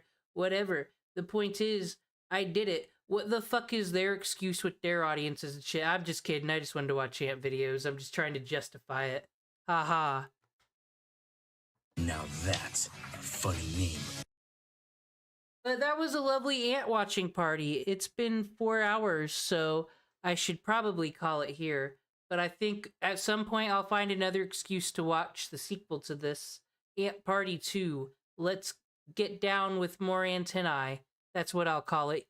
I'll make a thumbnail for when the ant party continues. But next time I stream, it'll be Fate. And it probably won't be tomorrow, but the day after that. I don't know how time works. So, yeah, that was my stream. Thank you, ant fans. Keep it anty. Yeah.